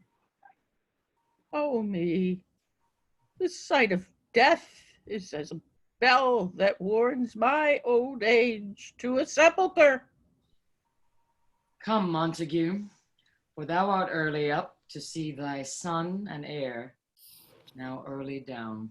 Alas, my liege, my wife is dead tonight. Grief of my son's exile hath stopped her breath. What further woe conspires against my age? Look, and thou shalt see. O thou untaught, what manners is in this to press before thy father to a grave? Seal up the mouth of outrage for a while, till we can clear these ambiguities and know their spring, their head, their true descent. And then will I be general of your woes, and lead you even to death. Meantime forbear, and let mischance be slave to patience. Bring forth the parties of suspicion. I am the greatest, able to do the least, yet most suspected as the time and place doth against me of all this direful murder. And here I stand both to impeach and purge myself, condemned and myself excused. Then say at once what thou dost know in this. I will be brief, for my short date of breath is not so long as is a tedious tale. Romeo, there dead, was husband to that Juliet, and she there dead, well, that's Romeo's faithful wife. I married them, and their stolen marriage day was Tybalt's doomsday, whose untimely death banished the new-made bridegroom from this city, for whom, and not for Tybalt, Juliet pined. You, to remove that siege of grief from her, betrothed, and would have married her perforce to County Paris. Then comes she to me, and with wild looks bids me devise some means to rid her from this second marriage. Or in my cell, there she would kill herself. Then gave I her, so tutored by my art, a sleeping potion, which so took effect as I intended, for it wrought on her the form of death. Meantime I writ to Romeo that he should hither come as his dire knight, to help to take her from her borrowed grave, being the time the potion's force should cease. But he which bore my letter, Friar John, was stayed by accident, and yesternight returned with my letter back. Then all alone at the prefixed hour of her waking came I to take her from her kindred's vault, meaning to keep her closely at my cell till I conveniently should send to Romeo. But when I came, some minute ere the time of her awakening, here untimely lay the noble Paris and true Romeo dead. She wakes, and I entreated her come forth and bear this work of heaven with patience. But then a noise did scare me from the tomb, and she, too desperate, would not go with me, but as it seems did violence to herself. All this I know, and to the marriage her nurse is privy, and if aught in this miscarried by my fault, let my old life be sacrificed some hour before the time unto the rigor of severest law. We still have known thee for a holy man. Where's Romeo's man? What can he say to this? I brought my master news of Juliet's death, and then in post he came from Mantua to this same place, to this same monument. This letter he early bid me give his father, and threatened me with death, going in the vault, if I departed not, and left him there. Give me the letter, I will look on it. Where is the courtier's page that raised the watch? Sirrah, what made your master in this place? He came with flowers to strew his lady's grave, and bid me stand aloof, and so I did. Anon comes one with light to ope the tomb, and by my master drew on him, and then I ran away to call the watch.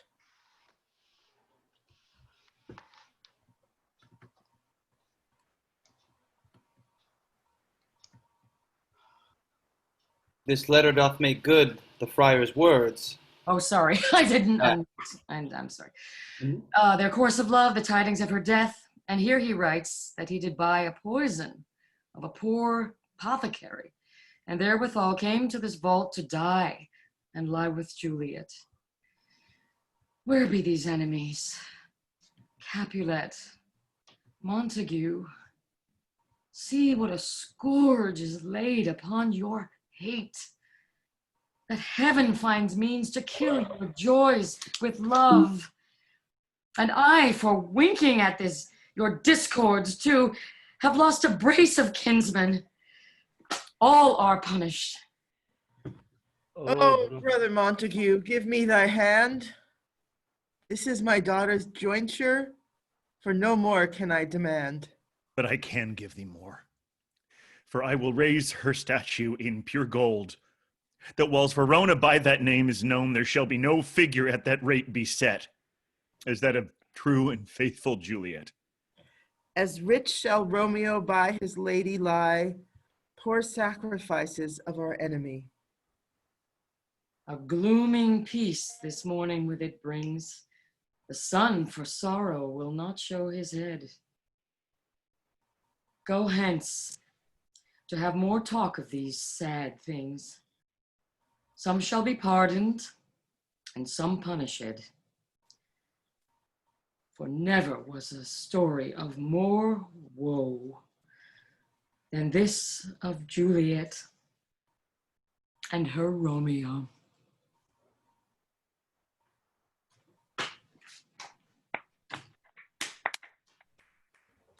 Bravi, everybody. Bravi. Kind of goofy, weird reading in a lot of ways, but Yeah. Kinda. Hey, John, I think you turned off my video. And he couldn't turn it back. Yeah, thank you for telling me, Miguel. I didn't know if anyone else had hosting capabilities. So yeah, I had to as a radio play. Yeah, I think John was perished. He couldn't. Yeah, well, I noticed that. Yeah. So here, I even got this whole graveyard background and everything. Fantastic. Yes, the backgrounds are great. Oh Yeah. my God, yeah. And then I can't show anyone this. That's a good What one. about I swear. That's a good one. I think it's from Rome. But I was also Friar Lawrence, you look like a younger Ruth Bader Ginsburg. You kind of. Oh. God, I may have to play her. This is my friar wig. Yeah. We are so screwed, but all honored to be on. Anyway, enough. Oh, congratulations, everyone. Yes. That was John, you were Elena. Well done. You're so wonderful as always. So wonderful. Ugh. Thank you. And Virginia, we can bring you back on too. I don't know. So sorry that I just. I'm about to sing in this really big block party in Newark in about 15 minutes. And it's very last minute, and I was trying to get the lyrics of the band and the instruments together. I just got so stressed. One of our attendees who can't speak because they're different settings, but they just messaged us and said a great performance all. Oh, Thank you. that's Yeah. Thanks, sweet. Jack Levine. Well, everybody rocks, and yay, Paul! Paul is doing. Is he doing Midsummer? Why not promote the In Patterson, New Jersey, right now? Paul is performing with masks outside in Patterson at the waterfalls right now. That's right. Why not promote? I think he's doing it as you like it, actually. So they can speak with us. What? Yeah, I can do that. Yeah, I know what she's talking about. I'm promoting all the attendees to panelists since there are only great. 3 of them. And we all really have to be doing John and Elena's play readings with friends. It's called. I mean, Yes. Those are fun. Which is starting in about an hour. Oh And yeah. And I'm gonna send in the link for that right now into the chat. Great job, everyone. You all did a wonderful work today. Here. Thank you for being in the audience. You're an essential part of the play. Listen, I know nothing about Shakespeare, and I admit it, and I hated it in school, and I really enjoyed this performance. I really did. Thank you very much. Thank you. I didn't understand all of it, but I really enjoyed it. You guys are amazing. You really are. Thank you. Oh, thank you. Really great work, everyone. Really across the entire board, everybody. Really, really great. 22 years Instant Shakespeare Company. Oh, there it is. Yeah. Yep, and I just sent. If you wanted a little bit more theater, you can get a quick dinner, and in about an hour and 15 minutes, we're starting some reading of new plays. So this is a sister company to Instant Shakespeare. It's my company called Play Readings with Friends. I think most of the people on this call know about it, but if you don't, check out that Facebook event, and it will give you information about that reading and other ones that we have weekly. We do all new plays with the playwright present, and Instant Shakespeare does all. Shakespeare is present in all of these, but he unfortunately can't talk back. He never participates in the talkbacks. Never participates everywhere. He's too good for us. Glenn, that background is fabulous. Maybe our budget's just too low. Could you tell us about the play that's tonight? It's we usually do plays, but this person, there are 2 writers who wrote a series, a television series, and it's the first 3 episodes of it. So it's a comedy series that is being read tonight, a screenplay reading of, or teleplay reading of, if you will. Yeah, It struck me as kind of a cross between the Wonder Walls and Years and Balls. Goodfellas. That's what it's called. Walls and Balls. Yeah. Yeah. Glenn, what was it across? I was saying on my first read, it struck me as sort of a cross between Wonder Years and Goodfellas. Yeah. Definitely. We gotta go, everyone. Bye-bye. Bye. Thank you. Thank you so Bye. much, everybody. Have a John, wonderful Saturday. Have a Put it up wonderful on weekend. YouTube. Are you going to put this up on YouTube? I gotta go now. I'll ask. I do not put this is up on Facebook right now, and it'll be recorded. It's being recorded, so it's going to be put up on YouTube. Paul will be able to do that. So Yeah, this reading will be no, up on but YouTube. I mean your play readings with friends, your new plays. No, we only do it through because Zoom. of equity and everything, maybe. Right. Yeah. It's just a reading. And it's a new place, so we have to do it only through Zoom. But that link will lead you straight to the Zoom link, so you can watch it there. Well, I gotta go. But right now. everybody, thank you so much. Thank you, John. Fantastic reading. Yeah, of thank you, Romeo and John. Juliet. Thank you, Lana. Thank you, John. Have a great Thank you, Saturday, Paul. everyone. Thanks, Congratulations. everybody. Well done. Saturday. Stay safe. Yay. Stay safe, everybody. Cheers. John, you were going to Readings with friends. explain to me. Yes, and we will talk about that in a little bit. I'm gonna send you an email so we can talk separately. Okay. Okay. Great. It's by Irwin Hahn. Yes. Yeah. Oh. Ciao. Yeah, Irwin Hahn is the writer of tonight's reading. Oh, we went to school with him. That's great. Oh, fantastic! Yeah, it's him and Ken Klein are the two writers of this And it's series. at 5:45. It's the reading itself will start at 6 o'clock. Okay, great. We'll try to make it. Oh, wonderful. Okay. Well, Thanks. cheers, everybody. Have a great night. Good night. Oh, we should check that.